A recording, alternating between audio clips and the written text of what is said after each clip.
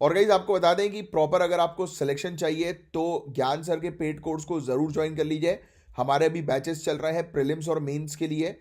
जैसे आप देख सकते हैं UP PCS, BPSC, UK PSC, RO, ARO, BEO, इन सब के बैचेस चल रहे हैं। यूपी एसएसएससी के पूरे एग्जामिनेशंस की तैयारी करवाई जाती है। और अभी स्पेशल बैचेस हरियाणा, राजस्थान और छत्तीसगढ़ के लिए भी हमारे पास अवेलेबल है प्रीलिम्स के। तो इन दिए गए नंबर पर कांटेक्ट करके आप बैचेस की इंफॉर्मेशन लेकर बैचेस को ज्वाइन कर सकते हैं।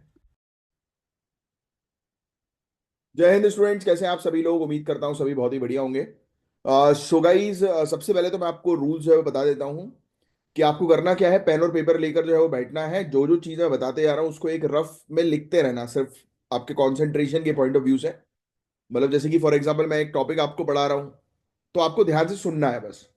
और कंसंट्रेशन के लिए बीच में कुछ कुछ पॉइंट्स लिख सकते हो, बट मेनली फोकस करना है चीजों को समझने के ऊपर। और फिर जैसे ही टॉपिक फिनिश होगा उसके बाद एग्जामिनेशन के लिए क्या चीज काम की है, क्या चीज नहीं है, वो पूरी मैं आपको नोट डाउन करवा दूंगा। यानी कि हर एक टॉपिक के बाद अलग से मैं आपके नोट्स जो है बनवा दूंगा। You don't have to worry at all. फिर इसके अलावा कल के सेशन में जो है वो आयुषी सिंह का एक डाउट जो है वो, डाउट मतलब एक वो आया है कि उनको टेस्ट सीरीज में जो है अच्छे मार्क्स नहीं मिल पा रहे हैं। इसको लेकर उनको चिंता है कि भाई मैं टेस्ट सीरीज दे रही हूँ तो मुझे अच्छे मार्क्स जो है वो नहीं मिल रहे हैं। Ayushi, don't worry about it. मैं भी दो तीन टॉपिक्स कंप्लीट कर लेता हूँ, फिर उसके बाद अपन ये वाली बात जो है वो करेंगे। फिर दिव्य प्रकाश ने बहुत बढ़िया आंसर्स दिए हैं, वेरी गुड। उसके अलावा दीपांशी ने एक मेंशन किया है, ला नीना वाला टॉपिक नहीं कराया। देखो यार, क्या होता है, ये जो स्टेटमेंट्स होते हैं ना, ये बड़े वो रहते हैं कि नहीं कराया, उसके आगे एक क्वेश्चन मार्क डाल दो तो मुझे थोड़ा ठीक लगे कि हाँ भाई, कि सर नहीं कराया गया, भूल गए क्या, स्किप कर दिया गया। देखो बॉस, पहली चीज तो आप अपने आप पहले पूरे टॉपिक्स पढ़ो, देखो, लेक्चर्स कवर करो। लानीना का टॉपिक आपको मिल जाएगा। लानीना का टॉपिक जो है वो कवर्ड हुआ है। क्या होता है, because of lack of timing हो सकता है कि मैंने नेक्स्ट डे कराया हो, बट मैंने लास्ट वीक में आपको लानीना का टॉपिक कराया है। बहुत डिटेल में हमने जो है वो पढ़ा था लानीना के टॉपिक को। मेरे ख्याल से टॉपिक नंबर 3 था ये, जहां तक मुझे याद है ना। तो उसको मैंने नेक्स्ट डे जो है वो कवर अप कराया। तो ऐसे डायरेक्ट स्टेटमेंट मत दिया करो। नेक्स्ट, पहले पहले चेक कर लो। हाँ ठीक है, गलती मुझसे भी होती है, मैं भी स्किप कर देता हूँ। बट क्या होता है कि मैं at the end of the day जो है वो पूरी चीज ओवरव्यू करता हूँ कि कहीं मैंने कोई चीज छोड़ी तो नहीं है, राइट। और जब मुझे पता लग जाती है तो फिर मैं उस चीज को कवर अप जो है वो कराता हूँ। मैं कभी भी कोई भी चीज, मुझे 10 साल हुआ है पढ़ाते पढ़ाते, मतलब कोई ऐसी चीज नहीं है कि जो मैंने स्किप जो है वो करी हो कि नहीं यार, और या फिर ऐसे हल्के में लेकर आगे बढ़ गया हूँ, कभी नहीं। बिकॉज आई मेक श्योर कि हर एक चीज जो है वो आपको अच्छी तरीके से क्लियर होनी चाहिए। और जीएस सीरीज भी जो है वो स्टार्ट करी है। एडिटोरियल हब ने जो है वो एक वो दिया है जीएस के लिए। एडिटोरियल हब जो है वो हमारा, ये इस नंबर पर आप कांटेक्ट जो है वो कर सकते हैं, आपको जो है वो बैचेस मिल जाएंगे जीएस के। और इसके अलावा गोल्डी एलेक्स ने जो है मेंशन जो है वो किया है, I don't want other students to get disturb. No one will going to get disturb यार, क्योंकि मैं चीजें ऐसी बताता हूँ जो सभी के लिए जो है वो बेनिफिशियल हो, क्योंकि आपके डाउट जो है वो कॉमन डाउट्स है, राइट, कि जो सभी को जो है वो हेल्प करेंगे। फिर इसके अलावा पायल भारती ने, ईशा ठाकुर ने, श्वेता जोशी ने, वेरी गुड यार, वेरी गुड। दीपाली ने आंसर्स जो है वो मेंशन किए। इसी प्रकार से जो है आंसर्स जो है वो करते रहो, मेंशन जो है वो डालते रहो। जो भी कमेंट, मतलब क्वेश्चन में पूछता हूँ उसको कमेंट बॉक्स पे उसका आंसर जो है वो लिखते रहो। और जो भी आपको प्रॉब्लम है, डाउट्स है, वो प्लीज कमेंट बॉक्स पे जो है वो मेंशन करिएगा। मैं आपका नेक्स्ट डे जो है वो डाउट रेज करूंगा, क्लियर करूंगा। चलिए, बिना समय वेस्ट करते हुए आप पहले अपन टॉपिक की तरफ आगे बढ़ते हैं। बहुत ही ज्यादा इंपॉर्टेंट टॉपिक है, बहुत ध्यान से सुनना। तो ये जो टॉपिक है गाइस, ये आपके जीएस पेपर 3 और जीएस पेपर 1 दोनों के पॉइंट ऑफ व्यू से काफी इंपॉर्टेंट है, काफी रेलिवेंट है। तो कंसेप्ट्स को समझना बहुत ज्यादा जरूरी है आपको सिविल सर्विसेज एग्जाम को अगर क्वालिफाई करना है तो आज का जो टॉपिक है वो है डेक्कन वॉल्केनिज्म और ट्रॉपिकल फ्लोरा की रेजिलियंस का। ये एक ऐसा सब्जेक्ट है जो ना केवल एनवायरमेंट और इकोलॉजी बल्कि हिस्ट्री और ज्योग्राफी से भी जुड़ा हुआ है। तो जीएस पेपर 1, जीएस पेपर 3 का कंबाइंड टॉपिक है, तो इसको बहुत डिटेल में हम लोग पढ़ेंगे। तो गाइज, अभी न्यूज क्या आई है कि रीसेंट स्टडीज ने, अभी कुछ लिखना नहीं है आपको, ध्यान से सुनो। रीसेंट स्टडीज ने हाईलाइट किया है कि 66 मिलियन साल पहले हुए डेक्कन वॉल्केनिज्म ने जहां डायनासोर्स जैसे बड़े बड़े जानवरों का अस्तित्व मिटा दिया, वहीं ट्रॉपिकल प्लांट्स, खासकर एंजियोस्पर्म्स यानी फ्लावरिंग प्लांट्स जिससे फूल खिलते हैं, ने कैसे खुद को अडेप्ट किया और सरवाइव किया। तो ये स्टडी ना सिर्फ पास्ट क्लाइमेट से को समझने में मदद करेगी, बल्कि आज की ग्लोबल वार्मिंग चैलेंजेस पर भी एक अच्छी रिसर्च का रिजल्ट जो है वो सामने प्रस्तुत कर रही है। तो ये काफी इंपॉर्टेंट टॉपिक है। तो हमने जो है उस चीज में क्या देखा, डेक्कन वॉल्केनिज्म सभी लोग समझ रहे हैं ना। हमारा जो डेक्कन वाला क्षेत्र जो हम लोग को देखने को मिलता है, वो आपको ऑलरेडी पता है कि एक समय पर मतलब उसकी जो मिट्टी है वो बेसिकली हम लोग को देखने को मिलता है कि वॉल्केनिक एक्टिविटीज के कारण जो है वो उभर कर आई है। यस। तो इसी पर ही हम लोग जो है वो चर्चा करेंगे। तो सबसे पहले तो डेक्कन वॉल्केनिज्म है क्या, ये सबसे पहले तो आपको समझना बहुत ज्यादा जरूरी है। तो देखो यार, ये एक ऐसी जियोलॉजिकल घटना थी जो क्रिटेशियस पैलियोजीन बाउंड्री के आसपास हुई, यानी कि क्रिटेशियस पीरियड के आसपास हुई। ये इवेंट कई लाखों साल तक चला, यानी कि कई लाखों साल तक ये हमारे डेक्कन वाले क्षेत्र में वॉल्केनिक इरप्शन जो है वो होते रहे। और इस इरप्शंस ने बहुत सारी, देखो वॉल्केनो जब फटता है, ज्वालामुखी जब फटता है तो काफी सारी गैसेस जो है वो रिलीज होती हैं, टॉक्सिक गैसेस, है ना। ग्रीन हाउस गैसेस रिलीज होती हैं, जिससे दुनिया भर का टेम्परेचर जो है वो बढ़ जाता है और जैव विविधता यानी कि बायोडाइवर्सिटी को भी काफी नुकसान पहुंचता है। अब जब कहीं पर ज्वालामुखी फटेगा तो ऑब्वियस सी बात है कि वहां पर आसपास की प्रजाति तो मरी जाएंगी लावा के नीचे, है कि नहीं। तो यहां पर मास एक्सटेंशन हुआ, यानी कि भारी मात्रा में प्रजातियां लुप्त हुई, जैसे कि डायनासोर्स हुए, जिम्नोस्पर्म्स हुए, राइट, एमोनॉइड्स हुए। तो ये सब जो प्रजातियां थी ये पूरी तरह से जो है वो खत्म हो गई, यानी कि सिंपल शब्दों में डायनासोर को खत्म करने के पीछे ये डेक्कन वॉल्केनिज्म का इवेंट इंडिया में हम लोग को देखने को मिला। लेकिन सवाल ये है कि फौना खत्म हुआ, फिर भी ट्रॉपिकल फ्लोरा कैसे बच गया, यानी कि हमें देखने को मिल रहा है कि मास एक्सटेंशन हुए, यानी कि डायनासोर खत्म हो गए सिंपल शब्दों में, बट फूल पत्ती वनस्पति जो है वो कैसे बच गई भाई, ये क्यों खत्म नहीं हुई। तो ध्यान से सुनना, जब वॉल्केनिक इरप्शन शांत हुए, यानी कि ये वॉल्केनिक एक्टिविटी जो है वो लो हो गई, तब एंजियोस्पर्म्स को फर्टाइल और अनडिस्टर्ब्ड हैबिटेट मिले। इनको क्या मिला, एक तो पूरा एरिया जो है फर्टाइल मिला, और दूसरा, अब यहां पर कोई डिस्टरबेंस नहीं है, ना किसी एनिमल का ना किसी चीज का। और उस समय का गर्म जो क्लाइमेट हुआ वॉल्केनिक इरप्शन के बाद, ग्लोबल वार्मिंग हुई, क्लाइमेट गर्म हो गया। तो जो क्लाइमेट गर्म हुआ, ये फ्लावर्स के लिए, प्लांट्स के लिए काफी अच्छा क्लाइमेट था। साथ ही इंडियन प्लेट की मूवमेंट और inter tropical convergence zone ITCZ, इसने फ्लोरा डाइवर्सिफिकेशन में मदद करी, यानी कि अलग अलग क्षेत्र में जो है ये प्लेट्स के मूवमेंट के कारण जो है वो फूल पत्ती वनस्पति जो है वो जाने लगी, बिखरने लगी। तो ये बात साफ है कि जो हालात फौना के लिए डिस्ट्रक्टिव थे, यानी कि जिस जिस कंडीशन में डायनासोर्स और दूसरी प्रजातियां पूरी तरह से लुप्त हो गई, वहीं फूल पत्ती वनस्पति जो है वो पनप गई, उनके लिए ये फेवरेबल था। बात समझ रहे हो। अब सुनो, कुछ रीसेंट स्टडीज की रिपोर्ट क्या हमें बता रही हैं। तो स्टडी में पाया गया कि ट्रॉपिकल क्षेत्र के प्लांट्स ने एनवायरमेंटल स्ट्रेस के बावजूद सब मिलेनियल स्केल पर रिकवर जो है वो किया, मतलब इतनी प्रॉब्लम्स के बावजूद उन्होंने रिकवर कर लिया। एंजियोस्पर्म्स ने नए नए इकोलॉजिकल नीश को अडॉप्ट किया, यानी कि नए प्रकार के एनवायरनमेंट को जो थोड़ा सा गर्म है उसको अडॉप्ट कर लिया। और एक और चीज मैं आपको बता दूं कि महाराष्ट्र के योटमल क्षेत्र से 17 मीटर चौड़ा सेडिमेंट्री रॉक कलेक्ट किया गया, और इन सैंपल्स में पोलन, स्पोर्स और प्लांट के डेब्रिस यानी कि मलबे जो है वो पाए गए थे, जिसकी एनालिसिस की गई। नियरेस्ट लिविंग रिलेटिव और को एग्जिस्टिंग अप्रोच से पैलियोलॉजिकल कंडीशन को मॉडल किया गया। तो इस स्टडी से यह पता चला कि प्लांट्स कितने एडेप्टेबल और रेजिलिएंट होते हैं। नेक्स्ट आगे की जो है वो चर्चा करें, तो डेक्कन वोल्केनिज्म का कनेक्शन ज्योग्राफी से भी है गाइस। जो डेक्कन ट्रैप जो है वो बेसाल्टिक लावा के विशाल प्लेटू है, आपने आपको पता ना कि बेसाल्ट रॉक जो है वो हमारे यहाँ पे कहां पर है, तो डेक्कन पे। तो ये बेसाल्टिक लावा का एक विशाल पठार प्लेटू हम लोग को देखने को मिलता है, जो किससे बना है, वॉल्केनिक इरप्शन से बना है। इस चीज के बारे में आपने ज्योग्राफी में पढ़ा ही होगा कि हमारा डेक्कन वाला जो क्षेत्र है वो वॉल्केनिक इरप्शन के कारण बना है। और इंडियन प्लेट जो गोंडवाना लैंड का हिस्सा थी एक समय पर, आपको पता है ना, लॉरेशिया, गोंडवाना, पेंजिया, ये सब टर्म्स आपको पता होने चाहिए ज्योग्राफी के पॉइंट ऑफ व्यू से। ये बहुत बेसिक टर्म्स है गाइस, और इन सब टर्म्स की जानकारी मिलेगी आपको जब आप ज्योग्राफी को बेसिक से पढ़ोगे। और उसके लिए मैंने आपको ऑलरेडी बता दिया कि हमारी क्लासेस अवेलेबल हैं जो आप ज्वाइन कर सकते हैं। अब सुनना, तो इंडियन प्लेट क्या थी, एक समय पर गोंडवाना लैंड का हिस्सा थी, है ना।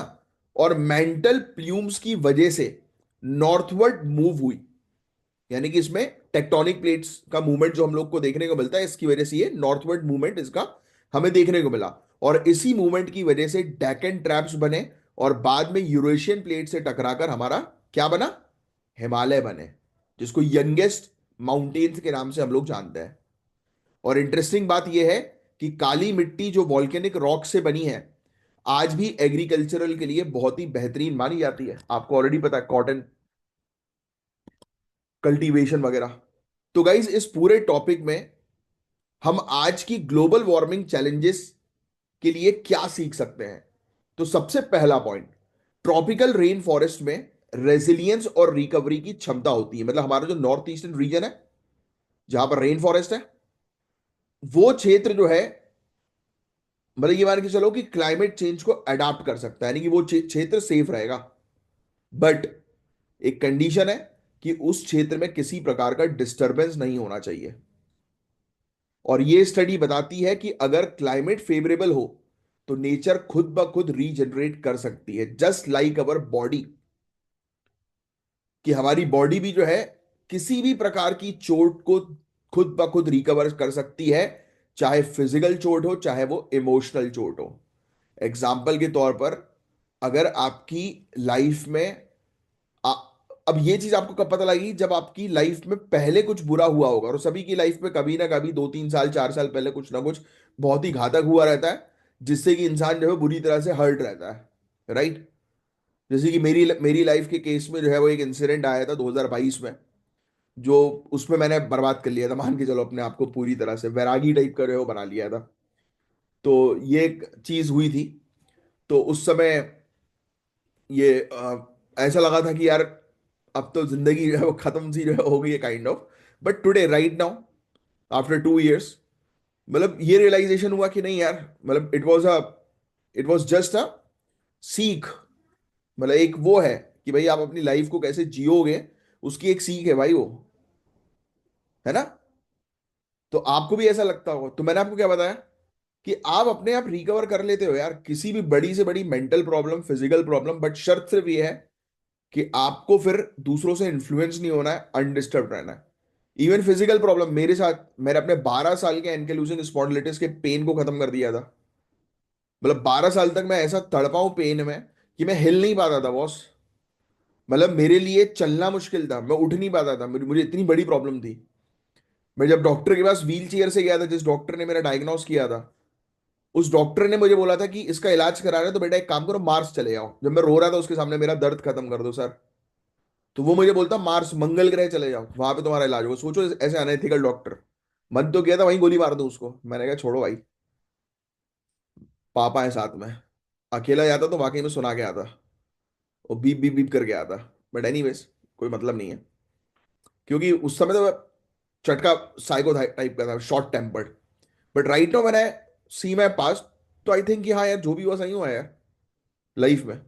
क्योंकि अगर वो नहीं होता तो आज मैं इस पोजीशन में नहीं होता, आज मेरी थॉट प्रोसेस ऐसी नहीं होती जैसी आज है।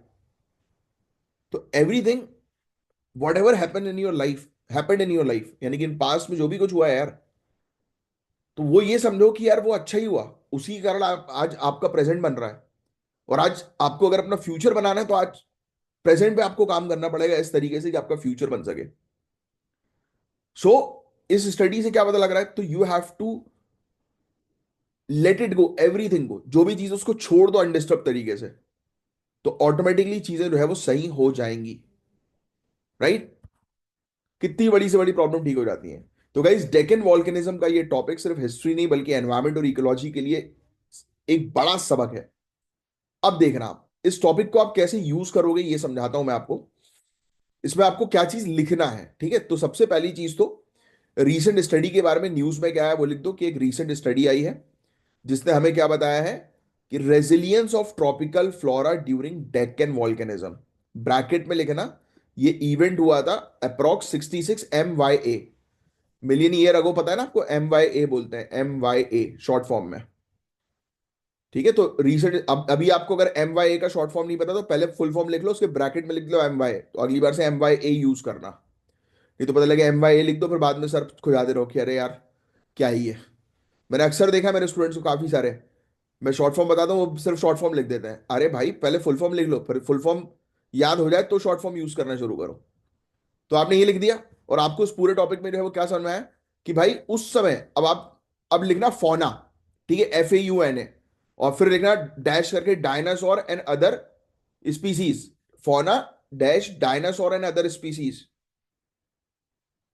जीव प्रजाति, जीव प्रजाति डैश डायनासोर एवं अन्य, है ना।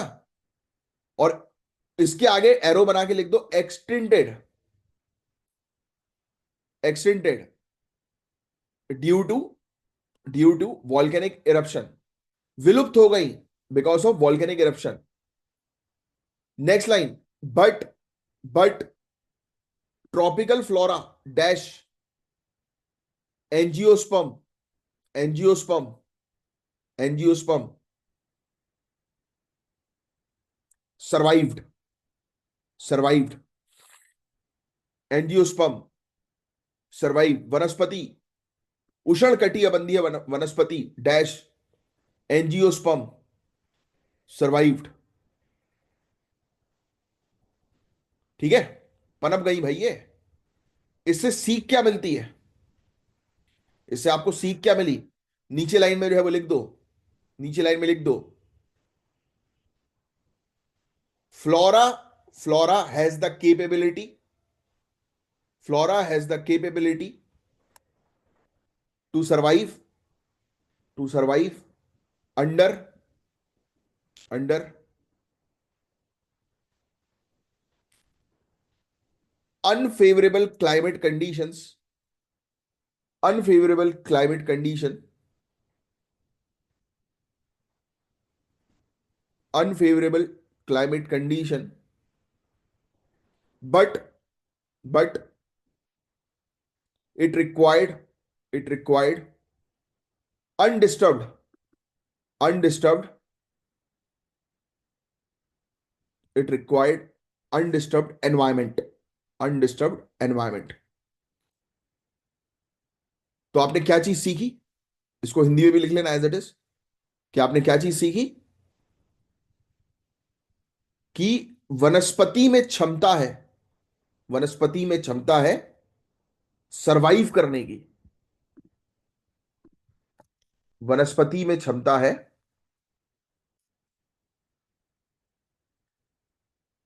सरवाइव करने की, जीवित रहने की। बट शर्त सिर्फ यह है, बट शर्त सिर्फ यह है,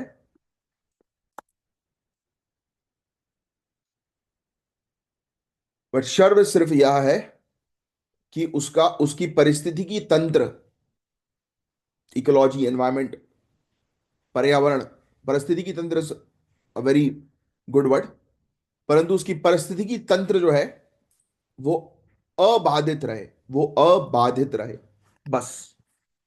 इसके अलावा इस टॉपिक में आपको कुछ और करने की गाइस आवश्यकता नहीं है। आपको ऑलरेडी पता है, अच्छा डेक्कन वॉल्केनिज्म वगैरह ये सब चीजें आप पढ़ लोगे ज्योग्राफी के अंदर, बहुत बेसिक चीज मैंने आपको समझाई दी है। क्रिटेशियस पीरियड का ये टाइम पीरियड था जब 1000 years बिफोर वॉल्केनिक इरप्शन हम लोग को जो है वो देखने को मिला, बहुत सारी गैसेस रिलीज हुई, गैसेस रिलीज होने के कारण आपको ऑलरेडी पता है कि क्लाइमेट चेंज हुआ, ग्लोबल वार्मिंग हुई, जिसके कारण काफी सारी फौना की प्रजातियां भी डिस्टर्ब हो गई, फ्लोरा की प्रजातियां भी डिस्टर्ब डिस्टर्ब हो गई, बट कुछ समय बाद फ्लोरा की प्रजातियां जैसे कि एंजियोस्पर्म्स वगैरह जो है वो दोबारा से रीडेवलप हो गई, है ना। ठीक है, स्टडी किसने कंडक्ट वगैरह करी थी, तो you don't have to remember these things, ये सब चीजें नहीं आएंगी। मेनली जो स्टडी थी वो क्या थी वो आपको बस पता होना चाहिए, उसका मैंने एक आपको आइडिया दी थी। इंडियन प्लेट के साथ भी हमने देखा कि कैसे क्लाइमेट चेंज वगैरह होता है, बट मेन जो काम की चीज थी वो ये 2 लाइनें थी जो मैंने भी आपको बताई, और जितना मैं आपको बताऊंगा सर उतना ही आपको नोट डाउन करना है, वही आपके लिए हेल्पफुल होगा, काम का होगा। अब देख लो, अगर आप रेगुलरली फॉलो कर रहे हो 10-15 दिन से, तो आपको पता होगा कि ये इंडिया की एजिंग पॉपुलेशन का टॉपिक है क्या, है ना। ये देखो फिर से रिपीट हो गया। इंडिया के अंदर बुजुर्गों की पॉपुलेशन गाइस बढ़ती जा रही है। देखो क्या होता है कि हम डेमोग्राफिक डिविडेंड है आज की रेट में, है कि नहीं। तो हमारे यहाँ युवा सबसे ज्यादा है।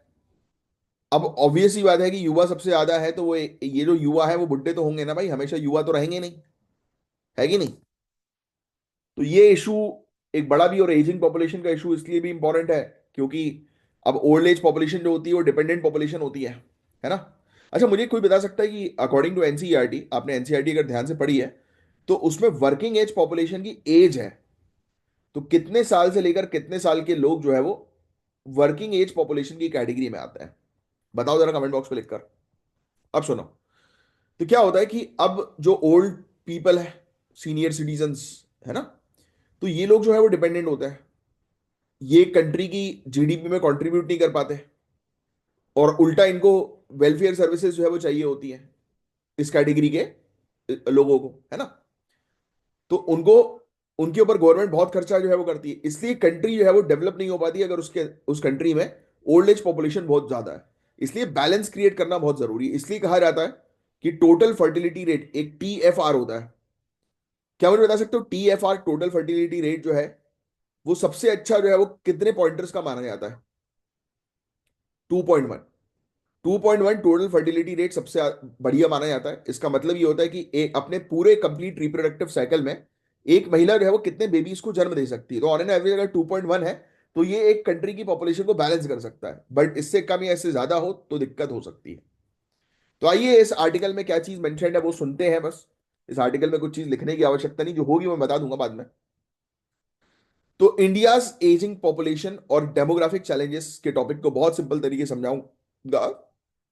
इंडिया के पास गाइज अभी सिर्फ 33 साल, 33 ईयर्स हैं अपने डेमोग्राफिक डिविडेंड का फायदा उठाने के लिए, क्योंकि 2050 के बाद हम एक एज्ड इकोनॉमी बन सकते हैं। ये सिर्फ एक डेटा नहीं है, ये एक रियलिटी है जो हमारे समाज, इकोनॉमी और गवर्नमेंट पॉलिसीज को डायरेक्टली इंपैक्ट करेगी। समझना जरूरी है कि अगर हम अभी नहीं संभले तो फ्यूचर में क्या चैलेंजेस आ सकते हैं। तो यानी कि 2050 के बाद स्थिति खराब होगी अगर हमने अभी एक्शंस प्रॉपर तरीके से नहीं लिए तो। ये बात क्लियर है। सबसे पहले समझते हैं कि डेमोग्राफिक डिविडेंड का मतलब क्या है। तो सिंपल भाषा में, जब किसी देश का वर्किंग एज पॉपुलेशन कितनी है, अब देखो यहां पर वर्किंग एज पॉपुलेशन जो है आपको जो है वो देखने को मिलेगी, ये वर्किंग एज पॉपुलेशन कई जगह पर 15 to 64 जो है वो मेंशन्ड है ना, बट एक्चुअल में 15 to 59 ये वर्किंग एज पॉपुलेशन होती है। ठीक है।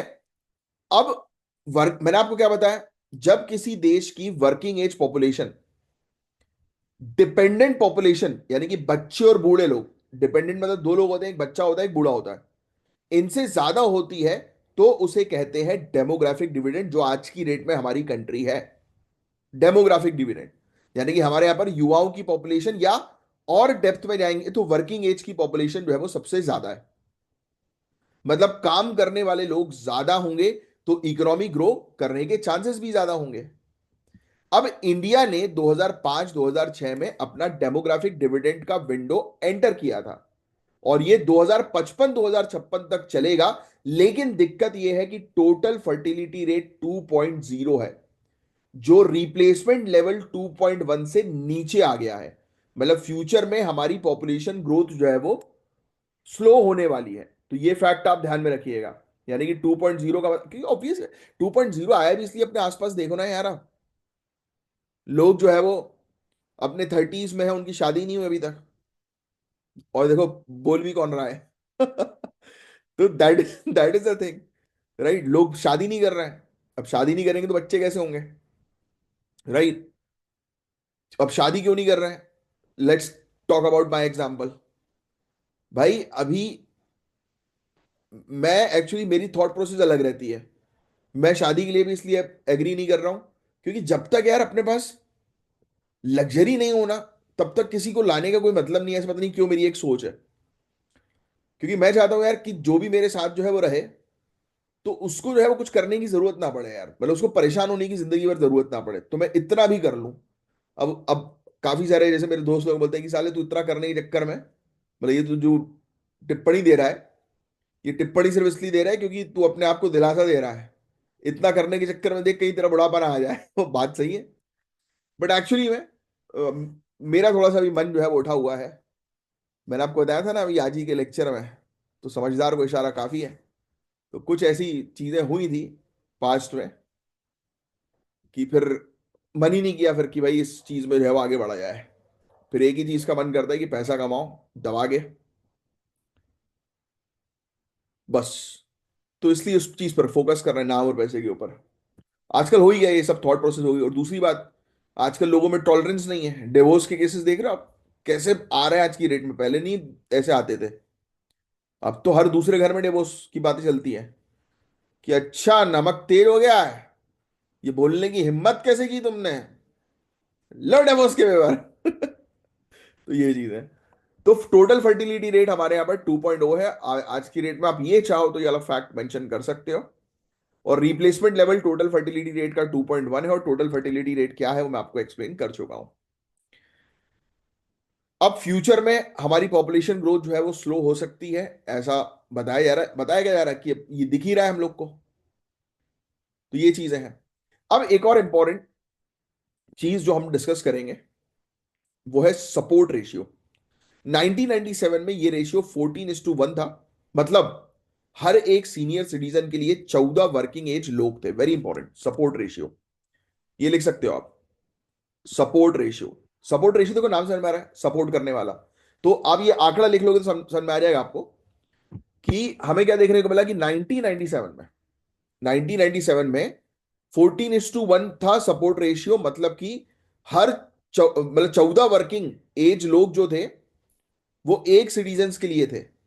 मतलब 14 एक एक सीनियर सिटीजन है तो 14 काम करने वाले लोग हैं, है ना। और 2003 में ये गिर कर 10:1 हो गया। और 2050 तक ये गिरकर 4.6:1 रह जाएगा। मतलब कहीं ना कहीं गवर्नमेंट के ऊपर बर्डन बढ़ेगा और इससे ग्रोथ इंपैक्ट जो है वो होगी। और देखो इस सेंचुरी के एंड तक 1.9:1 हो जाएगा। मतलब कि एक कमाने वाला एक बुजुर्ग आदमी, सोचो आप क्या स्थिति हो सकती है अगर इसको संभाला नहीं गया तो। और यही प्रॉब्लम जापान और यूरोप जैसी एडवांस इकोनॉमी जो है वो फेस कर रही है। और सोचिए कि अगर एक घर में एक सीनियर सिटीजन्स के लिए सिर्फ 2 लोग काम करते हैं तो पेंशन, हेल्थ केयर और बेसिक एक्सपेंस का बर्डन कितना बढ़ जाएगा। समझ रहे हैं आप बात को। तो दिस इज द इशू। अब चैलेंजेस हम लोग को जो है वो क्या क्या देखने को मिल रहा है डेमोग्राफिक इसमें, ट्रांजिशन में। तो सबसे पहले तो इंडिया में वर्कर प्रोडक्टिविटी सिर्फ $9 पर आवर है, जबकि हाई इनकम कंट्रीज में ये $60 पर आवर तक होता है। डिपेंडेंसी रेशियो बढ़ने से जीडीपी ग्रोथ स्लो होगी और सरकार के ऊपर बर्डन बढ़ेगा। तो ये चीज मैं आपको ऑलरेडी बता ही चुका हूं। एजिंग पॉपुलेशन का मतलब है हेल्थ केयर की डिमांड काफी ज्यादा बढ़ेगी, क्योंकि बुजुर्ग लोग जो होते हैं उनको काफी सारी प्रॉब्लम्स होना शुरू हो जाती है, उनको रेगुलर हॉस्पिटल विजिट्स की आवश्यकता पड़ती है। तो प्रेशर जो है वो हेल्थ केयर सिस्टम के ऊपर काफी बढ़ जाएगा।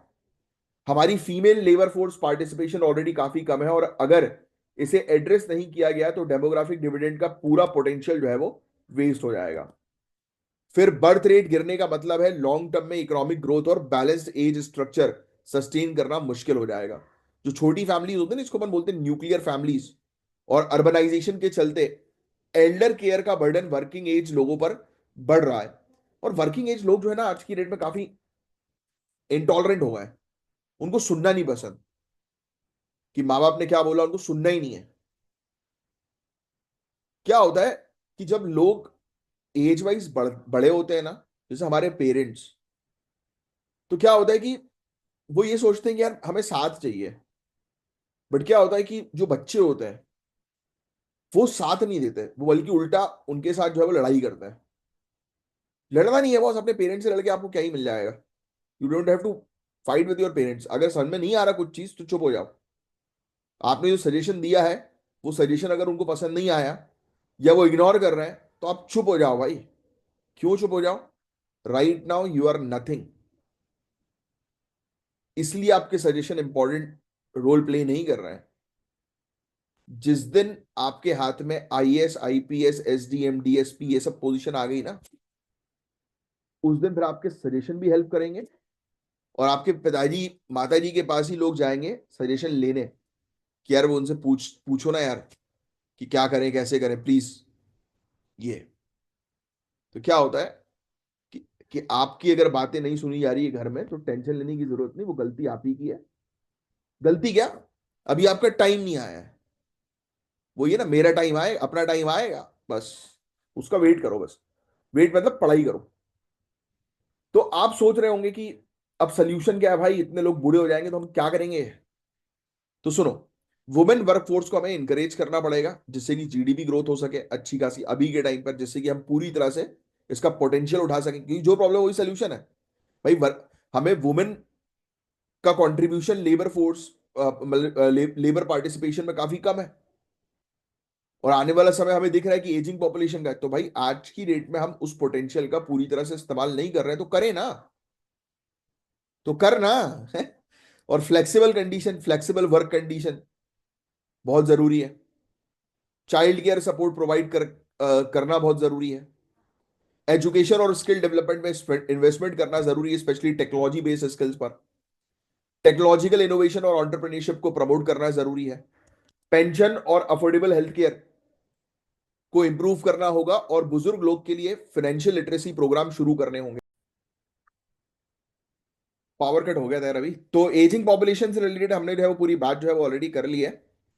तो बस यही चीज थी जो मैंने भी आपको जो है बताई है। इसमें बस जो मैंने आपको जो चीज एक्सप्लेन करी थी ना, जैसे कि सपोर्ट रेशियो, ये ध्यान में रखना, टोटल फर्टिलिटी रेशियो ध्यान में रखना, वर्किंग एज की पॉपुलेशन 15 to 59 होती है, ये थोड़ा सा जो है वो ध्यान में रखिएगा। कई जगह पर 15 to 64 भी मेंशन्ड है। चलो, अब नेक्स्ट टॉपिक की तरफ हम लोग आगे बढ़ते हैं। ये भी काफी ज्यादा इंपॉर्टेंट टॉपिक है, तो ध्यान से सुनना है इस टॉपिक को आप लोगों को। तो सबसे पहली चीज के बारे में हम जो है वो चर्चा करेंगे, वो ये है लोकपाल और लोकायुक्त के बारे में। क्या होती है गाइस, किसी को पता है लोकपाल और लोकायुक्त होती क्या है? जो करप्शन होता है ना, उसको रोकने की ये बॉडी होती है। ये बेसिकली ओम्बड्समैन है, करप्शन को रोकने के लिए बनाए गए। लोकपाल सेंट्रल लेवल पर काम करते हैं, और लोकायुक्त स्टेट लेवल पर काम करते हैं, यानी कि जो सरकारी अधिकारी जो करप्शन में इन्वॉल्व है, तो उनके ऊपर कार्रवाई करने के लिए ये बॉडीज हम लोग को देखने को मिलती है। बहुत सिंपल सी चीज जो आपको दिमाग में भी चिपका लेनी है, कि भ्रष्टाचार का सबसे बड़ा हथियार है लोकपाल और लोकायुक्त। तो 26 जनवरी 2025 को लोकपाल दिवस हम लोग को जो है वो देखने को मिलता है। तो इसी पर ही सबसे पहले हम लोग बात करते हैं लोकपाल फाउंडेशन डे के बारे में। तो इस साल 26 जनवरी 2025 को पहला लोकपाल फाउंडेशन डे सेलिब्रेट किया गया, लिख लो, 16 जनवरी 2025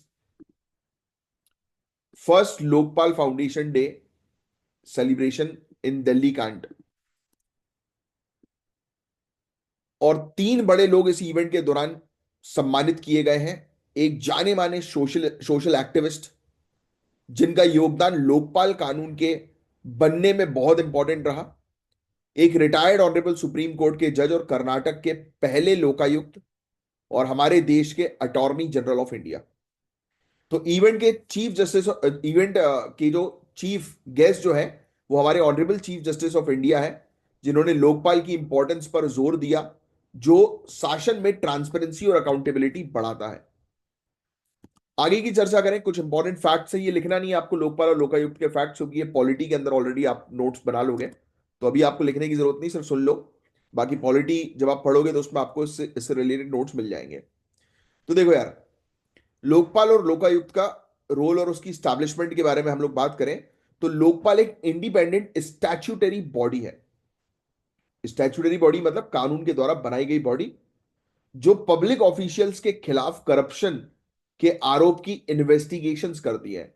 यानी कि अधिकारी जो होते हैं, उनके अगेंस्ट अगर करप्शन के केसेस आते हैं, तो उस पर कार्रवाई करने के लिए इस बॉडी को बनाया गया है। ये स्कैंडिनेवियन कंट्रीज के ओम्बड्समैन सिस्टम पर बेस्ड है। मुझे कमेंट बॉक्स पर जो है वो लिखकर बताओ, स्कैंडिनेवियन कंट्रीज जो है वो कौन सी हैं। कमेंट बॉक्स पे जो है वो लिखकर बताना इसका आंसर। ये आज आपका टास्क है, जिसको नहीं पता सर्च करो और फिर लिखो। अब जैसे सेंट्रल लेवल पर, यानी कि सेंट्रल, आप जैसे एग्जांपल, आप यूपीएससी की तैयारी कर रहे हैं, है ना? यूपीएससी के बाद जो आप रिक्रूट होते हैं, तो ऑल इंडिया सर्विसेज के लिए, तो उसमें मतलब कोई एक व्यक्ति है, अगर वो करप्शन का केस करता है और यूपीएससी की तैयारी से उसका सिलेक्शन हुआ है, यानी कि सेंट्रल बॉडी से उसका सिलेक्शन हुआ है, तो लोकपाल उसके खिलाफ कार्रवाई करेगा। राइट। अब जो स्टेट पीएससी वाले जो होते हैं, उनकी कार्रवाई कौन करेगा? लोकायुक्त। बस इतना समझ लो आपके समझने के लिए, तो आपको क्लियरिटी जो है वो मिल जाएगी कि लोकायुक्त स्टेट लेवल पर कार्रवाई जो है वो करता है करप्शन के केसेस की पब्लिक ऑफिशियल्स के अगेंस्ट, और लोकपाल जो है वो सेंट्रल लेवल पर करता है। क्लैरिटी मिल गई? बस इतना आपको समझना है। तो गाइज, आपके लिए ये जानना काफी ज्यादा जरूरी है कि लोकपाल का क्षेत्र अधिकार और पावर जो है वो क्या क्या है। ये बहुत इंपॉर्टेंट है। ये लिखना नहीं है क्योंकि आपका आपके लिए आ ही जाएगा। तो लोकपाल के अंडर ग्रुप ए और ग्रुप बी के पब्लिक ऑफिशियल्स आते हैं। किसके? ग्रुप ए और ग्रुप बी के, जिनका करप्शन से रिलेटेड केस सीवीसी के थ्रू रिपोर्ट होता है, यानी कि सेंट्रल विजिलेंस कमीशन के थ्रू रिपोर्ट होता है। ठीक है। तो वो केसेस यहां पर देखे जाते हैं, और ग्रुप सी और डी के केसेस को सेंट्रल विजिलेंस कमीशन एक्ट 2003 के अंडर इंडिपेंडेंटली हैंडल किया जाता है। और लोकपाल की इंक्वायरी विंग या एजेंसी जैसे सीबीआई को रेफरल्स के थ्रू भी काम होता है। तो इसके अंदर सीबीआई सीवीसी सब पीछे पड़ जाती है। सेक्शन 14 जो है लोकपाल एक्ट का, इसको बहुत ध्यान से जो है वो देखना, ये आपके मेंस के लिए जो है वो काफी ज्यादा इंपॉर्टेंट है। सेक्शन 14 है ना, कि हर प्रकार के आरोप करप्शन से रिलेटेड हम लोग को देखने को मिलते हैं जो सेक्शन 14 में मेंशन्ड है। तो वो उसके खिलाफ जो है वो लोकपाल कार्रवाई जो है वो करती है। नेक्स्ट, थोड़ा हिस्टोरिकल बैकग्राउंड समझते हैं। लोकपाल का जो कंसेप्ट है गाइस, जो सबसे पहले एडमिनिस्ट्रेटिव रिफॉर्म कमीशन 1966 टू 1970 ने रिकमेंड किया था। एआरसी के रिकमेंडेशन में हम लोग को देखने को मिला था कि इसका जिक्र जो है वो किया था कि इसकी आवश्यकता है हमें। बट सोचो आप, 1966-70 के समय पर रिकमेंडेशन हुआ है, बट एक्चुअल ये कब सामने आया पता है आपको? 2013 में, 2013 में। एक्चुअल इसका इंप्लीमेंटेशन होता है 2013 में। महाराष्ट्र पहली स्टेट थी जिसने 1971 में अपना लोकायुक्त स्टैब्लिश किया था। Very important.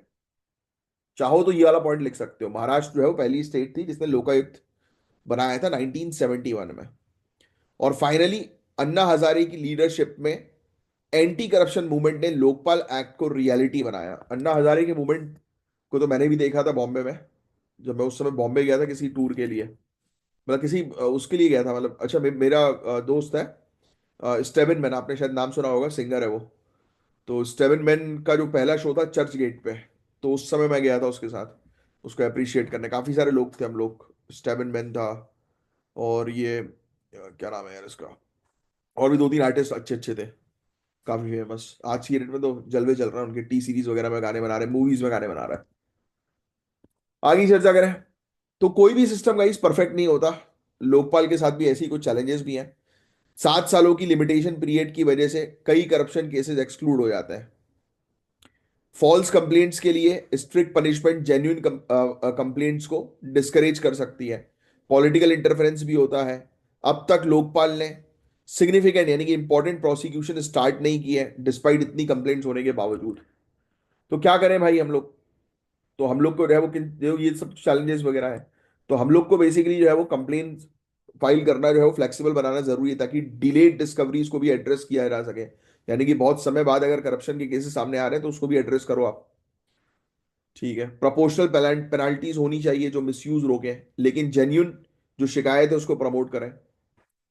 ग्लोबल प्रैक्टिसेस जैसे विसिल ब्लोअर के प्रोटेक्शन को अडॉप्ट करना चाहिए, है ना। लोकपाल सीबीआई सीवीसी के रोल क्लियरली डिफाइन होंगे तो बेहतर होगा। तो गाइस, लोकपाल और लोकायुक्त का एक ही मकसद है, करप्शन फ्री भारत। ये चीज दिमाग में जो है वो रखिएगा। तो ये था ओवरऑल टॉपिक। बाकी इसमें ज्यादा जाने की अभी के लिए आवश्यकता नहीं है, वो आपके जीएस के पॉइंट ऑफ व्यू से सामने आ जाएगा। अभी के लिए वो मैंने आपको एक वो लिखवा दिया था, फाउंडेशन डे। तो वो थोड़ा सा जो है वो ध्यान में रखना है कि पहली बार बनाया गया है, तो इससे रिलेटेड आपसे क्वेश्चन जो है वो ये लोग पूछ सकते हैं। अब देखो, ये वाला टॉपिक भी आपके लिए सिर्फ सुनने वाला टॉपिक है। आपको पता है यार, महंगाई कितनी तेजी से आज की डेट में बढ़ती जा रही है। मुद्रा फीसदी, इन्फ्लेशन, है ना, महंगाई, मतलब आगे बढ़ती जा रही है यार, लेवल पे पहुंचती जा रही है। आम जनता के लिए तो हालत खराब होती जा रही है। तो देखो न्यूज क्या कह रही है, तो न्यूज ये कह रही है कि हमारा जो एनएसओ है, नेशनल स्टैटिस्टिकल ऑफिस, इसके मुताबिक दिसंबर 2024 में रिटेल इन्फ्लेशन 5.22% तक गिरा है, जो नवंबर के 5.48% से कम है। अब सोचो आप, 5.48 और 5.22, कितना भारी गिरावट हुई है। बट ऐसी गिरावट जो है वो समझ में आती नहीं है। अब इस गिरावट का मेजर रीजन यही था कि फूड इन्फ्लेशन जो है वो रिड्यूस हुआ है और नॉन फूड आइटम्स जो है वो स्टेबल रहा है। लेकिन रुपी की शार्प डेप्रिसिएशन और 5% से ज्यादा इन्फ्लेशन की वजह से पॉलिसी कट रेट की उम्मीद कम हो गई है। वैसे भी कहा भी आज की रेट में पॉलिसी कट कर ही नहीं रही है। आरबीआई की मॉनेटरी पॉलिसीज कभी भी रिकमेंडेशन दे ही नहीं रही है कि रेपो रेट जो है वो इतने बेसिस पॉइंट से कम हुए हैं, ऐसा वैसा। वो स्टेबल ही है अपने। तो देखो यार, पहली चीज तो अभी राहत जो है वो थोड़ी सी क्यों मिली है, वैसे कोई राहत बात नहीं है अभी, बट फिर भी रिपोर्ट हमें क्या बता रही है। तो पहली चीज तो यार, ये फूड इन्फ्लेशन दिसंबर में 8.39% पर आ गया है, जो नवंबर में 9.04% था। इसका रीजन है कि वेजिटेबल के प्राइसेस जो है वो गिरे हैं 26.6% से। अब यार वेजिटेबल के प्राइस गिरेंगे तो कहीं ना कहीं किसानों को तो नुकसान होगा ना। ये भी तो सोचो, इसका दूसरा इफेक्ट, सीरियल्स, मिल्क, पल्सेस और शुगर के प्राइसेस भी गिर गए। फिर स्ट्रॉन्ग खारिफ हार्वेस्ट और फेवरेबल राबी सोइंग ने भी फूड इन्फ्लेशन को कम करने में मदद करी है। यानी कि भी बोल रहे हैं कि खारिफ सीजन में जो है वो अच्छा खासा रिटर्न जो है वो आया है, तो एग्रीकल्चरल आउटपुट जो है वो अच्छा मिला है। फ्यूल इन्फ्लेशन 1.3% पर है, जो इन्फ्लेटरी प्रेशर को ऑफसेट जो है वो कर रहा है। अब यार ऑब्वियस ही बात है कि फ्यूल की प्राइस जो है वो गिरेगी, कॉन्ट्रैक्ट होगी, तो फ्यूल हर हर चीज से एसोसिएटेड है भाई। आपको अगर सामान एक जगह से दूसरी जगह पहुंचाना है तो फ्यूल की तो आवश्यकता पड़ेगी। फ्यूल के प्राइसेस कम होंगे तो शिपिंग कॉस्ट जो है वो कम हो जाएगा, है ना। तो कहीं ना कहीं इससे फायदा मिलता है। फिर इसके अलावा कोर इन्फ्लेशन के बारे में अगर हम बात करें, इसमें आप जो है वो एक्सक्लूड जो है वो कर दो फूड और फ्यूल को, तो 3.5% पर आ गया ये। हाउसिंग, क्लोथिंग और फुटवेयर जैसी कैटेगरीज में भी स्टेबिलिटी देखने को मिली है। तो ये सब चीजें सिर्फ सुनने वाली है, इसमें कुछ याद करने वाली चीजें नहीं है। अब मुद्रा फीसदी से रिलेटेड चिंता वाली बात की बात करें तो कई स्टेट्स में इन्फ्लेशन 6% से ज्यादा है। छत्तीसगढ़ में 7.63%, बिहार के अंदर 7.4%, ओडिशा में 7%। इसके अलावा रुपीज जो है उसकी वैल्यू कम होती जा रही है। डेप्रीसिएशन, इसके डेप्रीसिएशन की वजह से इंपोर्टेड क्रूड ऑयल और एडिबल ऑयल की कॉस्ट जो है वो बढ़ गई है ना। रुपी जो है वो कमजोर हो गया है। फिर इसके अलावा हाई ग्लोबल इंटरेस्ट रेट के कारण फॉरेन इन्वेस्टमेंट कम हो रहा है, जो रुपी की वैल्यू को और गिरा रहा है। तो ये सब इश्यूज हम लोग को कंटिन्यूअसली जो है वो देखने को मिल रहा है। तो कंज्यूमर प्राइस इंडेक्स की बात करें गाइस, तो ये एक ऐसा इंडेक्स है जो कंज्यूमर्स यानी कि जो उपभोक्ता होते हैं उनके एसेंशियल गुड और सर्विसेज के प्राइस ट्रैक करता है कि भाई कौन सी प्रोडक्ट जो है उनकी कीमत क्या है, कितनी है। इसमें फूड, हाउसिंग, क्लोथिंग और ट्रांसपोर्टेशन कैटेगरी जो है इंक्लूडेड हम लोग को देखने को मिलती है। ये अलग अलग प्रकार के इनके टाइप्स होते हैं, ये थोड़ा सा ध्यान में रखना जरूरी, लिखना नहीं है क्योंकि इकोनॉमिक्स के अंदर आपका आ ही जाएगा। इकोनॉमिक्स के अंदर आप ये सब चीजें पढ़ोगे। जैसे consumer price index industrial worker के लिए होता है, एक एक एग्रीकल्चरल लेबर के लिए होता है, एक रूरल लेबरर्स के लिए होता है, एक अर्बन नॉन मैन्युअल एम्प्लॉयज के लिए हम लोग को जो है वो देखने को मिलता है। तो ऐसी टाइप्स हम लोग को सीपीआई की देखने को मिलता है। कभी कभी प्रीलिम्स में ये लोग पूछ लेता है।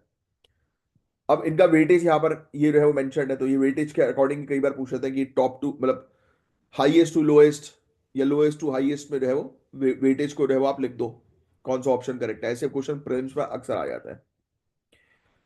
तो गाइस आरबीआई की बात करें तो आरबीआई ने दिसंबर 2024 में पॉलिसी रेपो रेट को 6.5% पर मेंटेन किया है, लेकिन सीआरआर को 50 बेसिस पॉइंट से घटाकर 4% किया है, जो बैंकिंग लिक्विडिटी इंप्रूव करने में मदद करेगा। यानी कि ज्यादा पैसा जो है मार्केट में बाहर जो है वो रिलीज हो, जिससे कि लोग इन्वेस्टमेंट करें और ग्रोथ हो।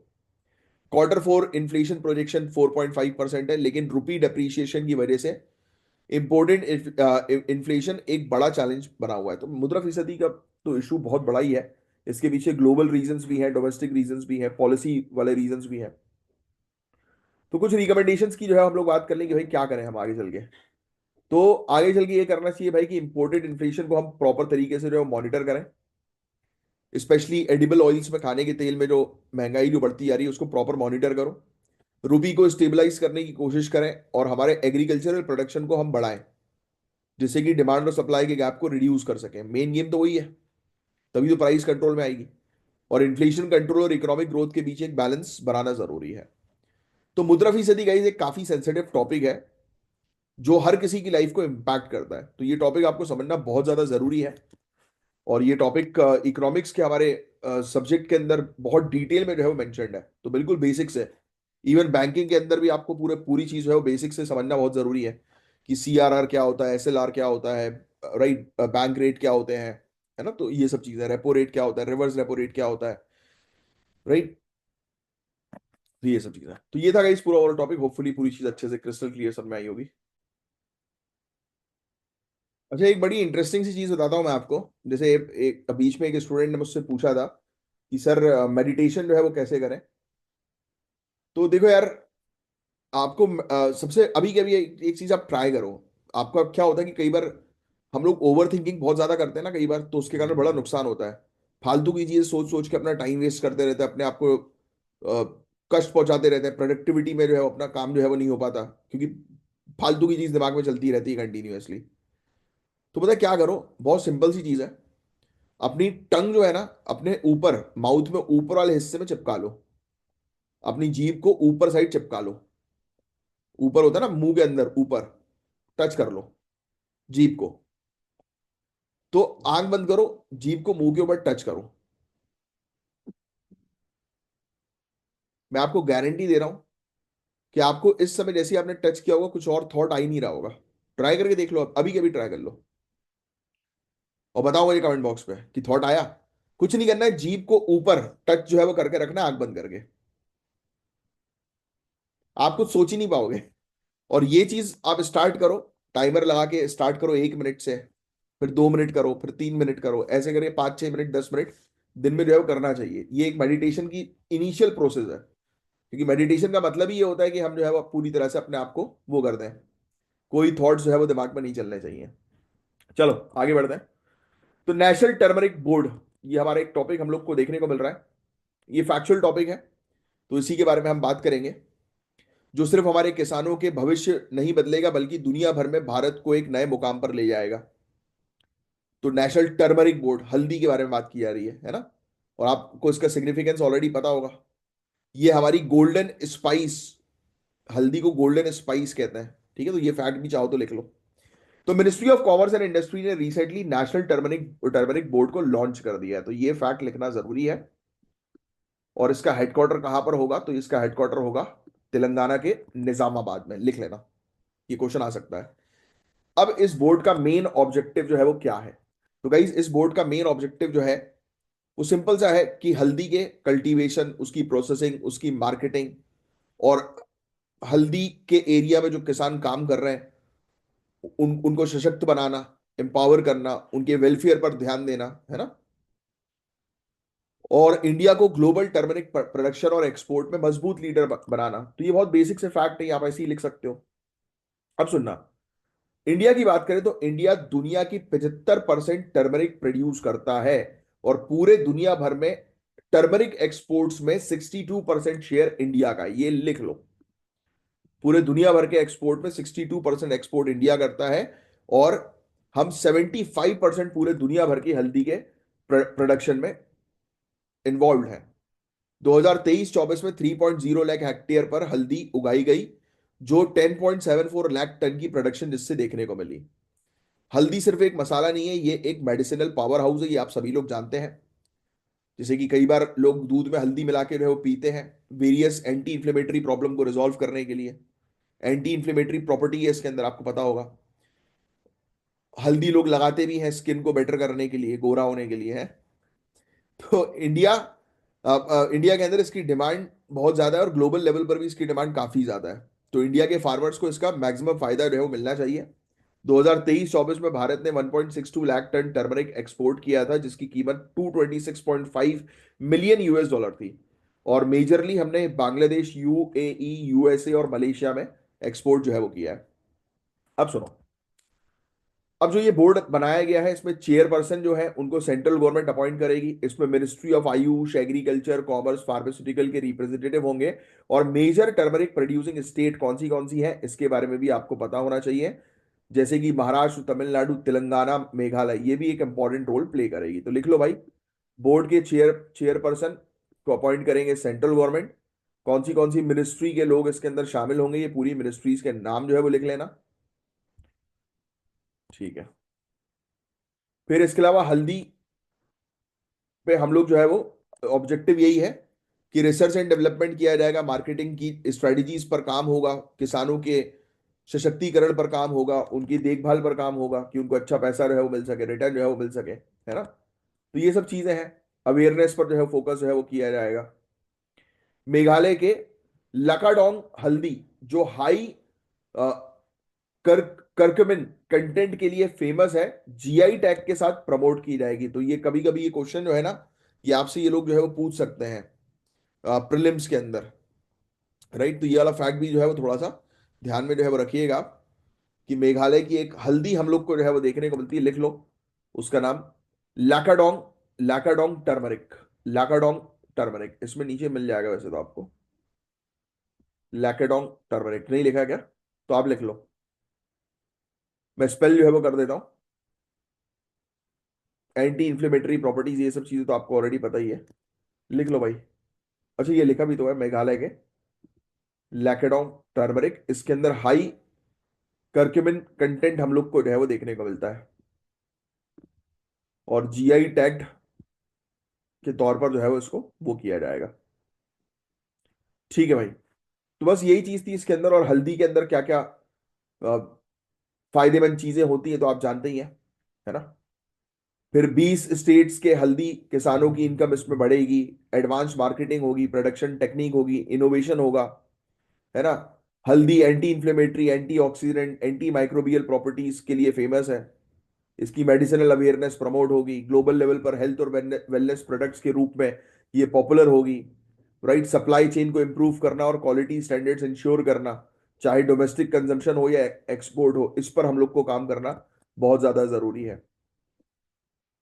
ठीक है, अब टर्मरिक से रिलेटेड कुछ फैक्ट्स मैं आपको बता देता हूँ गाइस। ये जिंजर फैमिली से बिलोंग करता है, अंडरग्राउंड स्टेम है, जमीन के नीचे जो है वो उगती है, और इसका एक्टिव कंपाउंड जो है वो कर्कमिन है, जिसके बारे में मैंने भी आपको बताया था। ये येलो कलर और हेल्थ बेनिफिट्स प्रोवाइड कराता है। और मेघालय की जो हल्दी है वो सबसे फेमस है, इसमें सबसे रिच कर्कमिन हम लोग को देखने को मिलता है, लेडगोंग, जिसके बारे में भी हमने बात करी। इंडिया की बात करें तो 30 से ज्यादा वैरायटीज हल्दी की इंडिया के अंदर पाई जाती है, 20 से ज्यादा राज्यों में। फेमस जीआई टैग जो है वो है इरोड टर्मरिक, ये लिख लो भाई, ये आ सकता है फेमस, ये पूरी चीज। इरोड टर्मरिक तमिलनाडु की है, आरमूर टर्मरिक तेलंगाना की, कंधमल तो बहुत फेमस है, ओडिशा की है, और लकाडोंग के बारे में मैंने आपको ऑलरेडी बता ही दिया, ये मेघालय की। इसके हेल्थ बेनिफिट बहुत अच्छे होते हैं, इन्फ्लेमेशन रिड्यूस करना, मैंने भी बहुत पिया हल्दी वाला दूध, आपने भी पिया होगा, कभी कभी बुखार हो जाता है तो पिला देती है मम्मी। बट हल्दी वाला दूध मैं तो रेगुलर बेसिस पे पीता था, क्योंकि एंटी इन्फ्लेमेटरी प्रॉपर्टीज होती है इसमें, फ्री रेडिकल्स को न्यूट्रलाइज कर देती है, डाइजेस्टिव हेल्थ प्रॉब्लम्स को इंप्रूव करती है, पेट वगैरह की प्रॉब्लम को सुधारने में काम करती है। इकोनॉमिक फायदा भी इससे है, इससे एक्सपोर्ट काफी अच्छा बढ़ेगा, फार्मर्स को बेटर अपॉर्चुनिटी मिलेगी, ट्रेडिशनल और मेडिसिनल इंपॉर्टेंस तो है ही है। तो ये था गाइस नेशनल टर्मरिक बोर्ड से रिलेटेड एक टॉपिक, जिसके बारे में एक आपको अच्छा आइडिया, अच्छी नॉलेज जो है वो होनी चाहिए।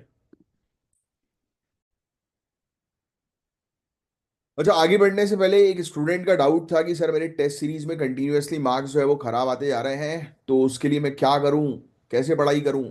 तो देखो यार, सबसे पहली चीज तो मार्क्स खराब होने का सबसे बड़ा कारण है कि आपके कॉन्सेप्ट्स क्लियर नहीं होंगे, है ना। क्योंकि ऑब्वियस ही बात है कि आप आंसर गलत मार्क कर रहे हो, इसलिए मार्क्स नहीं आ रहे हैं।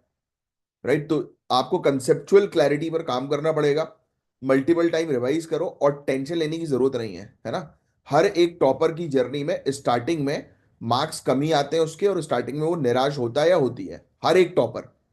तो खुश हो जाओ, आप उस रास्ते पे चल रहे हो जिस रास्ते पे टॉपर चलकर जो है वो टॉपर बनते हैं, है ना। तो आप भी टॉपर बनोगे, बट इस रास्ते को छोड़ना नहीं है, मतलब you are doing, you are practicing, that means कि आपका सिलेक्शन होगा। So you don't have to worry at all, बस रास्ते पे जो है वो चलते रहो, बिना कुछ ज्यादा टेंशन वगैरह जो है वो लिए। ऑलराइट, और सिलेक्शन आपका होकर रहेगा, डोंट वरी अबाउट इट। सिर्फ जो है वो काम करते रहो अपना, काम करना इज वेरी इंपॉर्टेंट। तो समझ गए आप, तो आप कंसेप्ट क्लैरिटी पर काम करो, फोकस करो, कंसंट्रेशन पर फोकस करो, कि भाई जो भी टॉपिक पढ़ रहे हो उसको अच्छे से क्लियर रखो, क्योंकि क्लैरिटी मिलेगी तभी तो आप मार्क कर पाओगे ना यार। तो क्लैरिटी की कमी है यहाँ पर, रिवीजन की कमी है, और कुछ नहीं है। और मैं गारंटी दे रहा हूँ कि आप रिवीजन नहीं करते हो। चलो आगे की चर्चा करें। ऑनर किलिंग का ये टॉपिक है, सुनने वाला टॉपिक है, ध्यान सुनो, ये टॉपिक को तो आप ऑलरेडी जानते ही हो। सबसे पहले एक इंसिडेंट हुआ है जिसकी बात कर लें हम लोग, तो मध्य प्रदेश का ग्वालियर काफी फेमस है, आप जानते ही हैं। तो एक लड़की है, तनु गुर्जर। इन्होंने अपनी अरेंज मैरिज के अगेंस्ट जाकर अपनी चॉइस के लिए आवाज उठाई थी, लेकिन उसके पिता और उसके कजिन ने उसकी जान ले ली, सिर्फ इसलिए क्योंकि उन्हें लगा कि तनु ने परिवार की इज्जत को खराब कर दिया है। तो ये सब पुलिस के सामने ही हुआ, जो ये दिखाता है कि ये प्रॉब्लम कितनी गहरी है। तो सबसे पहले आइए समझते हैं ऑनर किलिंग के बारे में, कुछ इंपॉर्टेंट अब चीजें जो आप ऑलरेडी जानते ही हैं। तो गाइज ये एक ऐसे मर्डर को कहते हैं जो परिवार के एक सदस्य का होता है, अक्सर एक महिला का, ज्यादातर केसेस में उसकी लाइफ चॉइसेस की वजह से। एक एक लड़की अपनी चॉइस के हिसाब से जो है वो शादी नहीं कर सकती। मतलब एक लड़का का भी रहता है इंटरकास्ट मैरिज, ये प्रॉब्लम सिर्फ लड़की की नहीं है, लड़के की भी होती है भाई।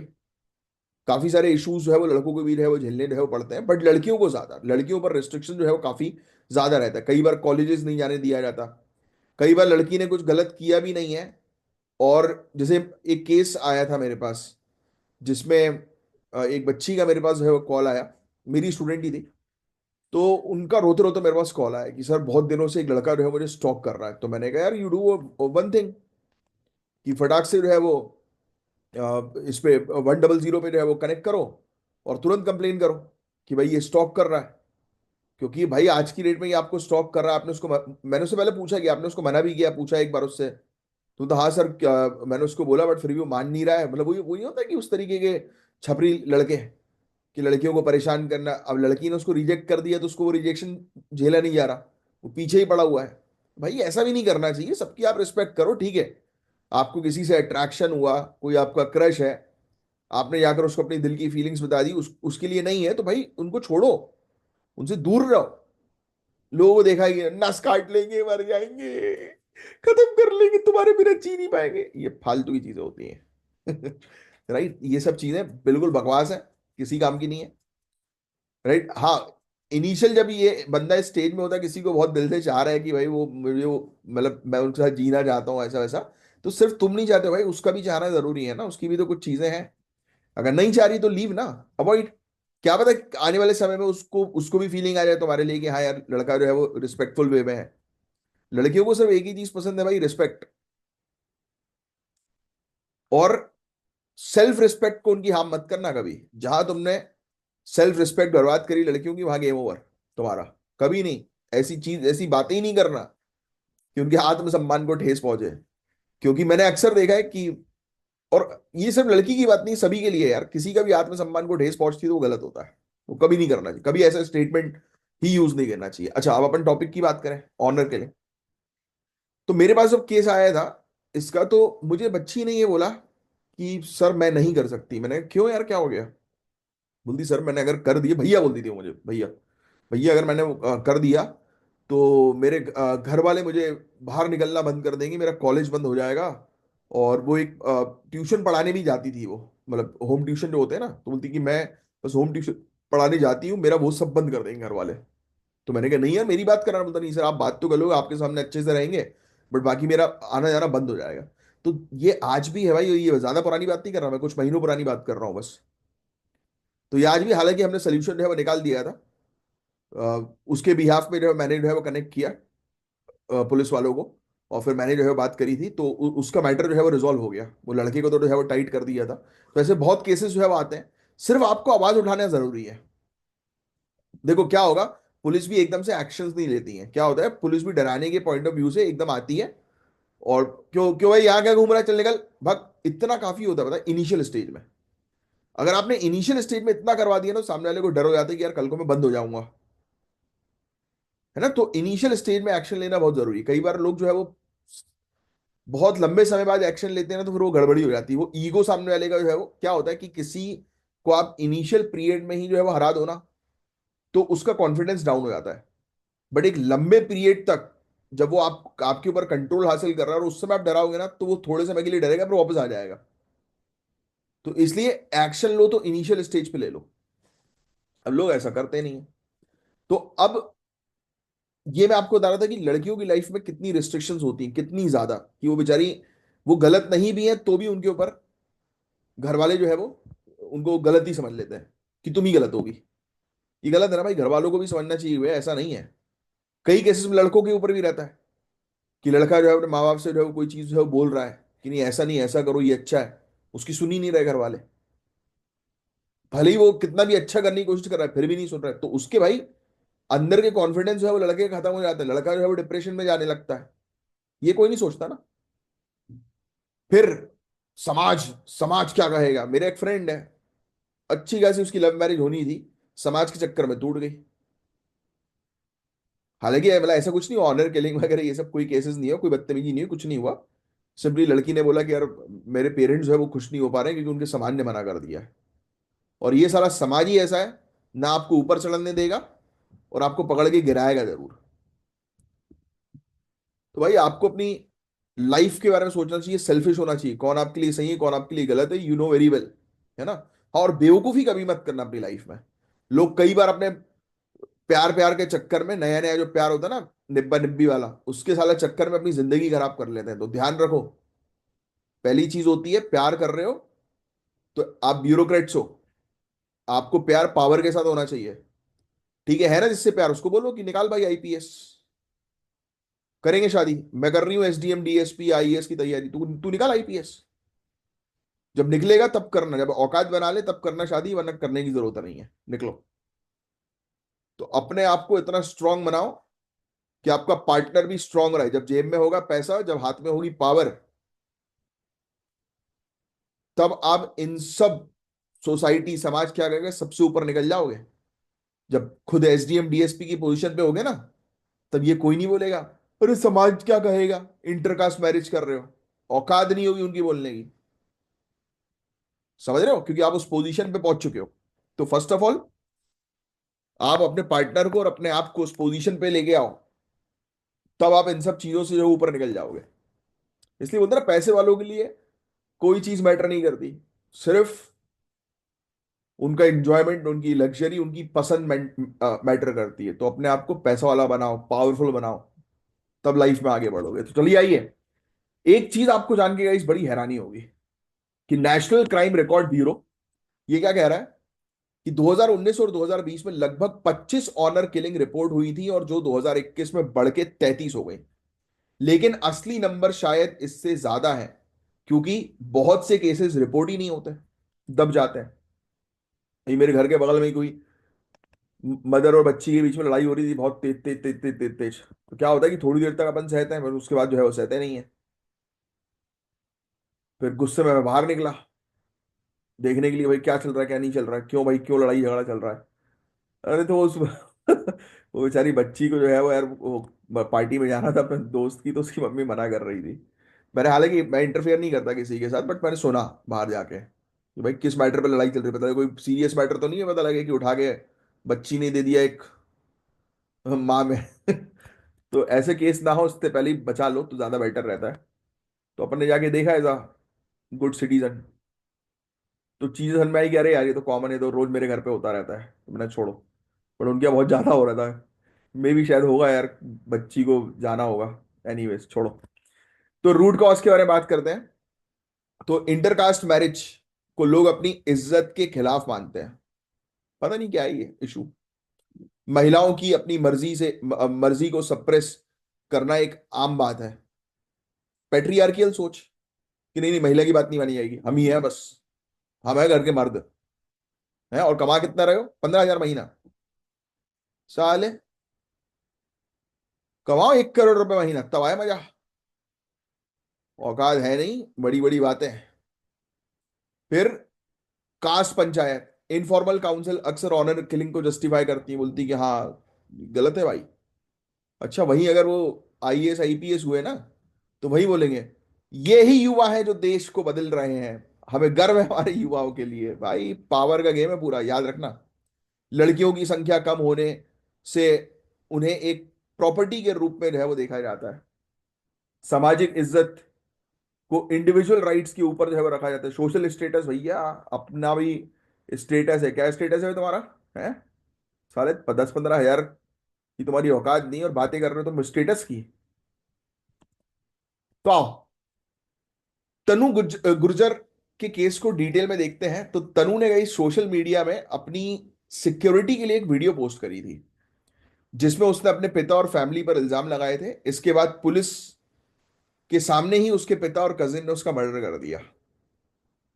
यहां पे सोशल मीडिया का एक इम्पैक्ट तो दिखता है, लेकिन सिस्टम की कमियां भी समझ में आ रही है भाई, पुलिस के सामने ही मर्डर हो गया, देखो आप।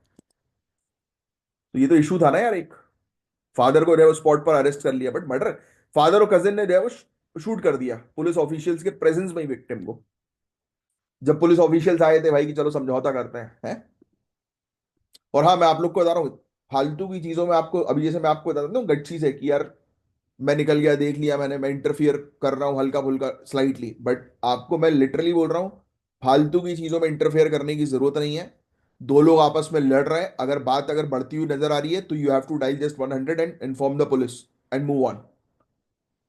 सिर्फ फोन करके बोल दो कि भाई मैं यहाँ से गुजर रहा हूँ, देखो यहाँ पर आपस में झगड़ा हो रहा है, देख लीजिए कहीं बात आगे ना बढ़ जाए, तो उससे पहले आप इंटरफेयर करके भगाइए। तो that is your responsibility, you can do that, but do not interfere. Hero बनने की जरूरत नहीं है कि भाई गेट खोला और निकल गए। हाँ भाई बोल, क्यों क्यों क्यों चिल्ला रहा लड़की पे?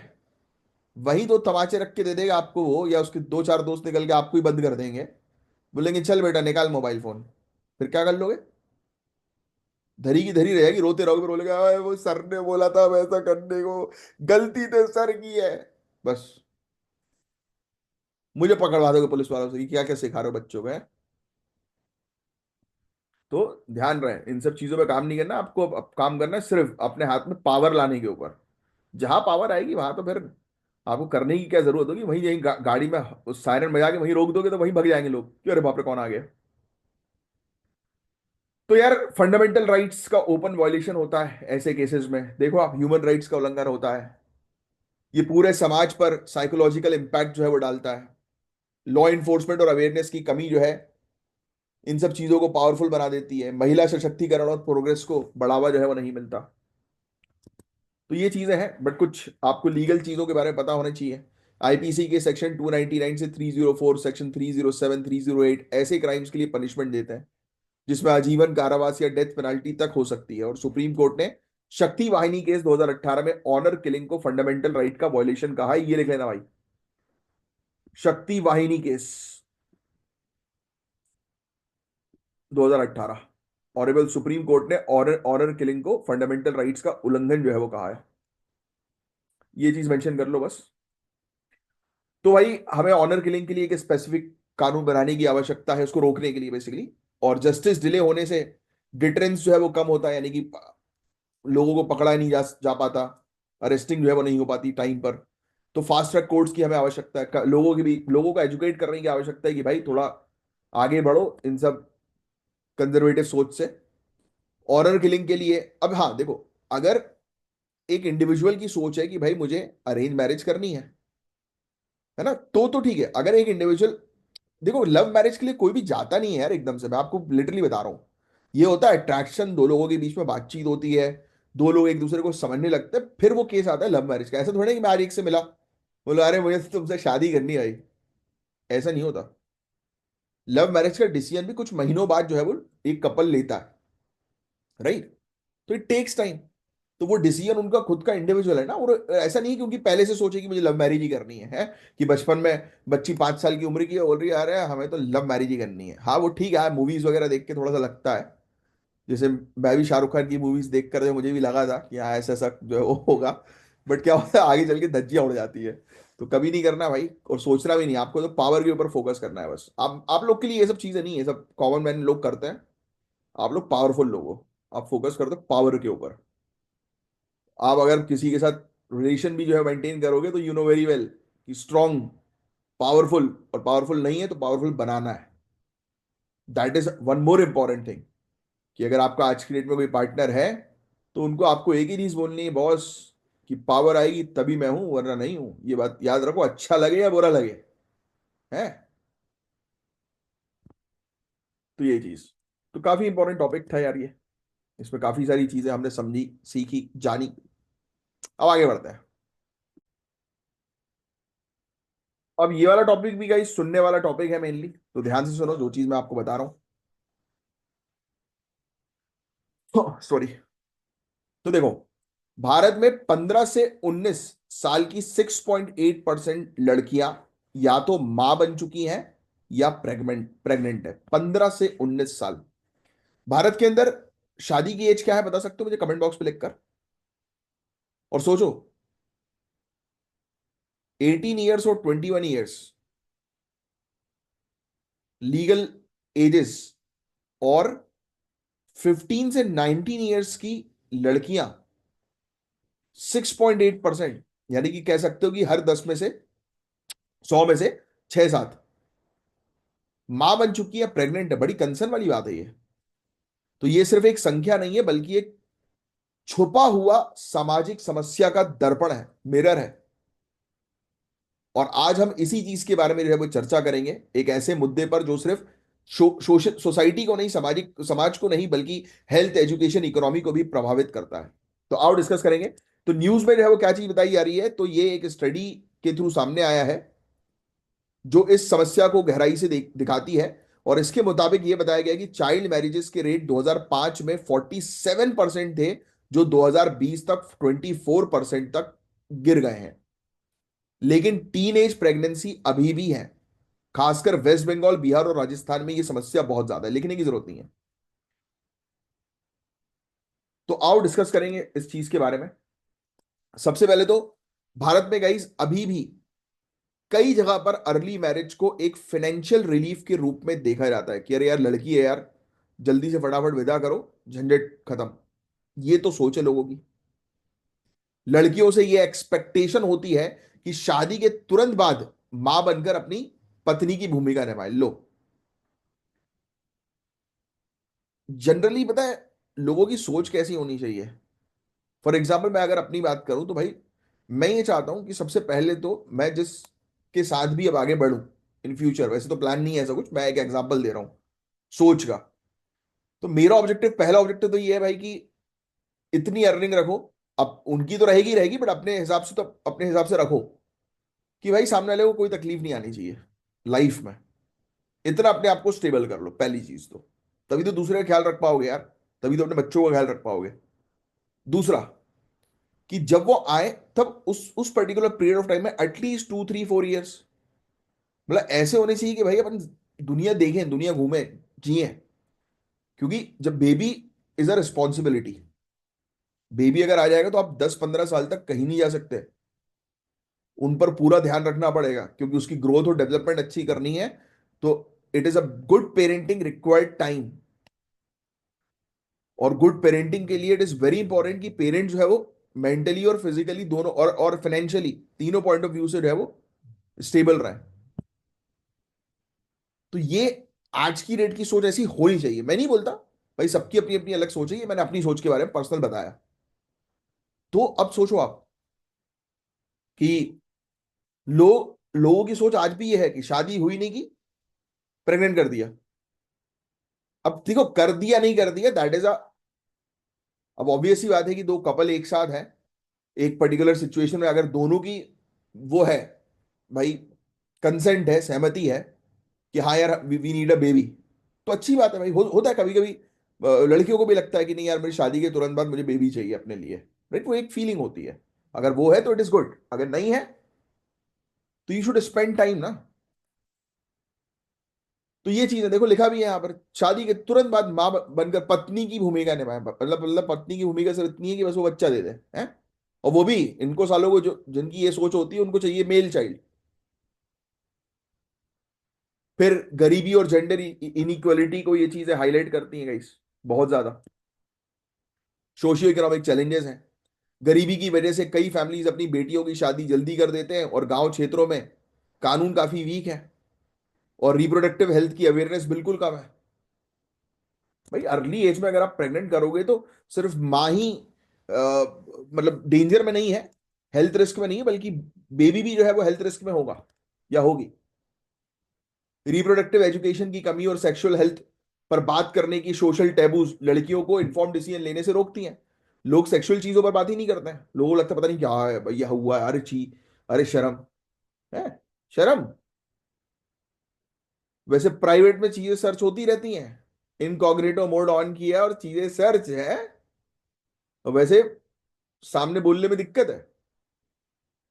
ये तो प्रॉब्लम्स है आज की सोसाइटी की। ईयरफोन लगा के चुपचाप जो है वो कैरी मिनाटी के वीडियो देख रहे हैं, समय रैना के वीडियो देख रहे हैं, गाली गलौज वाली चीजों पे हाँ ही यू हो रहा है।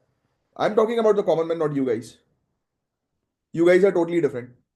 आपको अपना लक्ष्य पता है, आप एडमिनिस्ट्रेटिव पर्सनालिटी हो।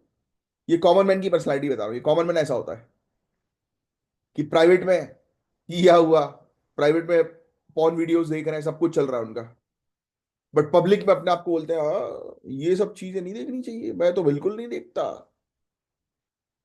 और डेली हैबिचुअल बन चुके हैं इन सब चीजों के। देख नहीं रहे हो प्रेमानंद महाराज जी, ये इन्हीं सब चीजों पे क्यों स्ट्रेस देते हैं कि लोग जो है वो आज की डेट में मास्टरबेशन और ये सब चीजों में इन्वॉल्व होकर अपनी पूरी एनर्जी वेस्ट कर रहे हैं, अपना पूरा दिमाग खराब कर रहे हैं, क्योंकि सोच ऐसी बन जाती है ये सब चीजें देखकर लोगों की। बट हाँ, सोसाइटी में अपने आप को अच्छा रखना है कि भाई हम तो नहीं करते ऐसा, है। ये हो रहा है ना आज की डेट में। फिर वेस्ट बंगाल और बिहार जैसे राज्यों में टीनेज प्रेगनेंसी सबसे ज्यादा है, 16% और 11%। तो ये तो इशू हम लोग को आज की डेट में बहुत ज्यादा देखने को मिलता है। Education, sexual education, sex education नहीं प्रोवाइड की जाती है। एडल्सेंट प्रेगनेंसी, यानी कि अगर टीन एज में ही अगर एक महिला प्रेग्नेंट हो जाती है तो मदर को anaemia, preterm labour, maternal mortality, इन सब का रिस्क बहुत ज्यादा रहता है। उनके बच्चों के भी low birth weight, stunt growth, इन सब चीजों का सामना करना पड़ता है। ज्यादातर टीनेज मदर स्कूल छोड़ देती हैं, जिससे उनकी इकोनॉमिक अपॉर्चुनिटीज पर बुरा असर पड़ता है। ये एक इंटरजनरेशनल पॉवर्टी साइकिल क्रिएट करता है। तो भाई ध्यान देना बहुत जरूरी है भाई। आपको एक पर्टिकुलर लेडी को सिर्फ एक वही वही चीज है ना कि आपने उसको प्रॉपर्टी मान के रखा हुआ है कि यार ये तो बच्चा पैदा करने वाली प्रॉपर्टी है हमारे लिए, है, या फिर हमारी फिजिकल नीड्स को रहे हो पूरा करेंगी, बस। उनको इंसान तो मान ही नहीं रहे हो भाई, काफी सारे लोग, कॉमन मैन। तो भाई ऐसा नहीं करना है भाई। आपकी मदर ने आपको जन्म दिया है, वो भी एक महिला है, तो आपको जो है वो उनका भी इक्वली ख्याल रखना है जिनको आप घर पे लेकर आ रहे हो सकता है मेरी बात काफी सारे लोगों को शायद समझ में ना आए, बुरी लगे, बट मेरा काम है भाई आप लोग को चीजों को बताना। और हालांकि मैं स्पेशली ट्रेन कर रहा हूँ सिविल सर्वेंट्स को, तो जिसका माइंडसेट सिविल सर्वेंट्स के पॉइंट ऑफ व्यू से है, तो उसको मेरी बातों में जो है वो दम लग रहा होगा कि हाँ यार ये चीजें सही हैं, और उनकी सोच भी वैसी होगी जहां तक मेरा मानना है। चलिए, अब सरकारी योजना के बारे में बात करें तो ये सरकारी योजना का नाम बस लिख लो आप, प्रधानमंत्री मातृ वंदना योजना, जनानी सुरक्षा योजना, राष्ट्रीय किशोर स्वास्थ्य कार्यक्रम, बालिका समृद्धि योजना, बेटी बचाओ बेटी पढ़ाओ स्कीम। अब आज का आपका टास्क है कि ये पांचों स्कीम जो है जो मैंने भी आपको बताई है, तो उसके बारे में जो है वो आपको डिटेल में जो है वो पढ़ना है। ठीक है, तो सोल्यूशन यही है, एजुकेशन को बढ़ाओ, कम्युनिटी को इन्वॉल्व करो, कानून को स्ट्रांग बनाओ, डेटा कलेक्ट करो। तो ये समस्या गई सिर्फ पॉलिसी और स्कीम से नहीं है, बल्कि सामाजिक सोच बदलने की बहुत ज्यादा आवश्यकता है। मैं आपको ये सब चीजें इसलिए बताता हूँ इतना डिटेल में, आपको लगता हो अरे यार सर, मतलब आप काफी सारी बातें जो है वो करते हो, बट मैं बातें जो करता हूँ प्रैक्टिकल करता हूँ, जो आपको देखना डेफिनेटली मेंस में हेल्प करेगी। मेरे जो सिलेक्टेड स्टूडेंट्स हैं उनका कहना यही रहता था कि सर आप जो बताते हो तो उससे हमें क्लैरिटी मिल जाती है कि हाँ यार समाज में ये चीजें चल रही हैं, और वो क्लैरिटी उनके मेंस में रिफ्लेक्ट होती है। क्यों? क्योंकि आपके दिमाग में ये चीज फीड हो रही है। तो ये चीजें गाइस जो आपको थोड़ा सा जो है वो ध्यान में रखना है। नेक्स्ट टॉपिक की तरफ आगे बढ़ेंगे। अब देखो, इसमें कुछ चीजें ऐसी मिलेंगी आपको इस टॉपिक में जो आपको थोड़ा सा लिखना है, बट बाकी सुनने वाला ये टॉपिक है। तो ये हम बात करेंगे ग्लोबल रिस्क रिपोर्ट 2025 और जियो इकोनॉमिक फ्रेगमेंटेशन के बारे में। तो जीएस पेपर 2 पेपर 3 दोनों के लिए रेलिवेंट है ये टॉपिक। तो वर्ल्ड इकोनॉमिक फोरम ने अपने 20th एडिशन की ग्लोबल रिस्क रिपोर्ट 2025 रिलीज की। पॉइंट नंबर 1 कि वर्ल्ड वर्ल्ड इकोनॉमिक फोरम की ये रिपोर्ट है। कभी कभी डायरेक्ट क्वेश्चन आया था, लिख लो कि ये रिपोर्ट किसके द्वारा रिलीज की जाती है। World economic forum global risk report. तो गाइज ये रिपोर्ट दुनिया के आने वाले 2 साल और 10 साल के मेजर रिस्क के बारे में बात करती है। और यहां इंडिया की एक खास पोजीशन है as a mediator between east और वेस्ट। आपको लग रहा होगा कि ये सब क्यों इंपॉर्टेंट है, बट गाइज ये इंपॉर्टेंट इसलिए क्योंकि जियो पॉलिटिक्स जीएस पेपर 2 के पॉइंट ऑफ व्यू से हम देखें तो ईस्ट और वेस्ट के बीच में मध्यस्थता बनाना जरूरी। वेस्टर्न कंट्रीज ने पॉल्यूशन बहुत ज्यादा कर रखा है, इंडस्ट्रियलाइजेशन के समय से। इसके कारण क्लाइमेट क्राइसिस के रिस्क में है हम लोग। और ईस्टर्न कंट्रीज आज की डेट में क्या है, डेवलप नहीं है, है ना। उनको डेवलपमेंट चाहिए, इसके लिए वहां पर इंडस्ट्रियलाइजेशन जरूरी है, और डेवलपमेंट के लिए एकदम से हम ग्रीन रेन्यूएबल एनर्जी में ट्रांजिट नहीं कर पाएंगे क्योंकि वो कॉस्टली है। तो इंडिया अभी एट प्रेजेंट बैलेंस क्रिएट कर रहा है कि डेवलप कंट्रीज डेवलपिंग कंट्रीज को सपोर्ट करें, हेल्प करें, है ना। एकदम से उनके ऊपर, क्योंकि सबसे बड़ा बर्डन तो क्लाइमेट चेंज का डेवलपिंग कंट्रीज के ऊपर ही है। तो आप अपन तो रिपोर्ट की जो है वो चर्चा करेंगे, ध्यान से सुनो। तो देखो यार, अगले 2 सालों में क्या क्या प्रॉब्लम हो सकती है, तो शॉर्ट टर्म रिस्क क्या है, तो आप चाहो तो ये मेंशन कर सकते हो। अगले 2 सालों में मिस इन्फॉर्मेशन और डिस इन्फॉर्मेशन सबसे बड़ा इशू है। क्या? मिस इन्फॉर्मेशन और डिस इन्फॉर्मेशन। इसका मतलब क्या हुआ, आप जानते ही हो। आज की डेट में भाई सोशल मीडिया पे लोग फर्जी वीडियोस बना के, एआई के थ्रू वीडियोस बनाकर जो है वो मिसलीड कर रहे हैं कम्युनिटी को, सोसाइटी को, झगड़ा दंगे पैदा करवा रहे हैं, सोच बदलवा रहे हैं नेगेटिव तरीके से, है ना। तो ये शासन को डीस्टेबलाइज कर रही है। फ्लड्स के केसेस, ड्रॉट के केसेस, साइक्लोन्स के केसेस, सब कुछ ज्यादा हो रहा है ड्यू टू क्लाइमेट चेंज, और अगले 2 सालों में और भी होगा। तो दूसरी बड़ी प्रॉब्लम, एक्सट्रीम वेदर इवेंट्स, लिख लो, ये अगले 2 सालों की सबसे बड़ी प्रॉब्लम है पूरे दुनिया भर की। फिर जियो पॉलिटिकल कॉन्फ्लिक्ट बढ़ने वाला है, स्पेशली जियो पॉलिटिकल कॉन्फ्लिक्ट लिख लो बस आप, जियो पॉलिटिकल, और उसके आगे लिख देना कॉन्फ्लिक्ट। उसमें आप जो है वो डालना ब्रैकेट में, जैसे यूएस चाइना, यूएस रशिया, और भी जो मुद्दे चल रहे हैं, इसराइल पैलेस्टीन, है ना। ऐसे मुद्दे के बारे में लिख लो आप, रशिया यूक्रेन। तो ये इश्यूज जो है वो बहुत ज्यादा है। अब अगले 10 सालों में क्या क्या प्रॉब्लम्स हो सकती हैं, ये भी बहुत इंपॉर्टेंट है, long term problems. Biodiversity loss, जैव विविधता में घाटा, इकोसिस्टम कोलैप्स हो जाएगा, एनवायरमेंट खराब होगा क्लाइमेट चेंज की वजह से, एनवायरमेंटल डिग्रेडेशन। दूसरा पॉइंट सिर्फ इतना लिखो, जितना मैं हाईलाइट कर रहा हूं सिर्फ उतना ही लिखना है, भरना नहीं है आपको अपने नोट्स को। तो ये देख देख रहे हो, समझ रहे हो कि रिस्क का इंपैक्ट जो है वो कितना ज्यादा है पूरे दुनिया भर में। अब इंडिया की बात करें, इंडिया स्पेसिफिक रिस्क के बारे में जो है वो हम लोग चर्चा करें, तो यार देखो, पहली चीज तो इंडिया स्पेसिफिक रिस्क की बारे में बात करें तो पानी की समस्या, वाटर सप्लाई का शॉर्टेज, ये सबसे बड़ी समस्या हमारे यहाँ है। इंडिया की समस्या लिख लो। अब पानी नहीं होगा तो एग्रीकल्चर और एनर्जी प्रोडक्शन डायरेक्टली इंपैक्ट होंगे, क्योंकि एनर्जी जनरेट करने के लिए भी पानी की आवश्यकता पड़ती है, पहले पढ़ा चुका हूं मैं आपको। इंडिया की जीडीपी का एक मेजर पार्ट एग्रीकल्चर से आता है, ये बात तो आप जानते ही हो। तो सोचो आप, पानी की समस्या कितनी प्रॉब्लम क्रिएट कर सकती है, इकोनॉमिकली भी, सोशली भी। फिर मिस इन्फॉर्मेशन, वही हमारे यहाँ भी fake news, disinformation, misinformation का इशू इंडिया के अंदर भी, जो गवर्नेंस को, शासन को जो है वो मिसलीड कर रहा है, फेक न्यूज है। पॉल्यूशन, पॉल्यूशन सबसे बड़ा इशू इंडिया के अंदर, है ना। ह्यूमन राइट्स को उल्लंघन और ये सब चीजें तो मिस इन्फॉर्मेशन, डिस इन्फॉर्मेशन के अंदर आ जाएगा, इसलिए अलग से नहीं लिख रहा हूं मैं, ठीक है। लेबर और टैलेंट के शॉर्टेज हमारे यहाँ पर है, जो इकोनॉमिक ग्रोथ को है वो सबसे ज्यादा अफेक्ट करेगा। तो ये इंडिया का इशू, ये लिख लिया आपने, बस इतनी। इंडिया और गल्फ नेशन का रोल की बात करें गाइस, तो ये अब और भी ज्यादा इंपॉर्टेंट हो गया है।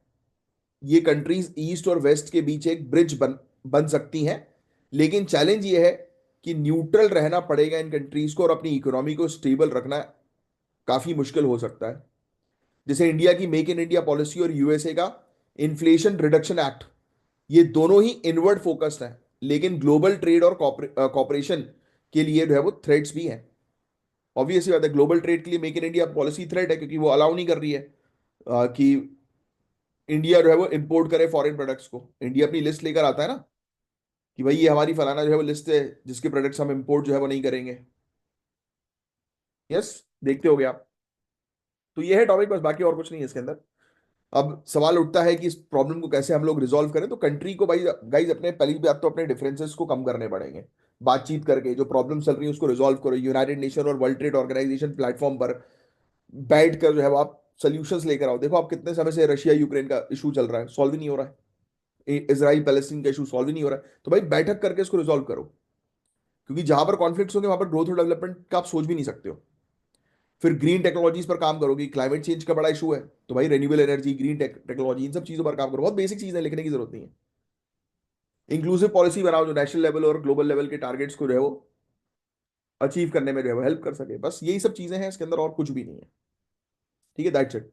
तो अब ये आने वाले नेक्स्ट जो टॉपिक्स है, टॉपिक 4, जैसे ये पीएम सूर्य घर, तो ये सब टॉपिक्स मैं आपके जो है वो कल कराऊंगा। और कल मैं आपके कुछ वो भी हैं, एमसीक्यूज हैं, तो वो भी जो है मैं रिजॉल्व करूंगा। टोटल 6 एमसीक्यूज हैं, and you don't have to worry at all. जो भी चीज अगर मैं स्किप कर रहा हूँ तो उसके पीछे कोई रीजन है। एक तो टाइमिंग का रीजन होता है, और दूसरा रीजन कुछ और क्वालिटी कंटेंट जो है मैं आपके लिए लाना चाहता हूँ, वो एक रीजन होता है। ठीक है, तो बस आज के लिए इतना ही रख रहे हैं गाइस। अब मैं मिलूंगा आपसे कल के लेक्चर में, तब तक के लिए bye, take care, have a great day. जय हिंद, and don't worry at all, हर एक चीज मैं यहाँ पर कवर कराता हूँ।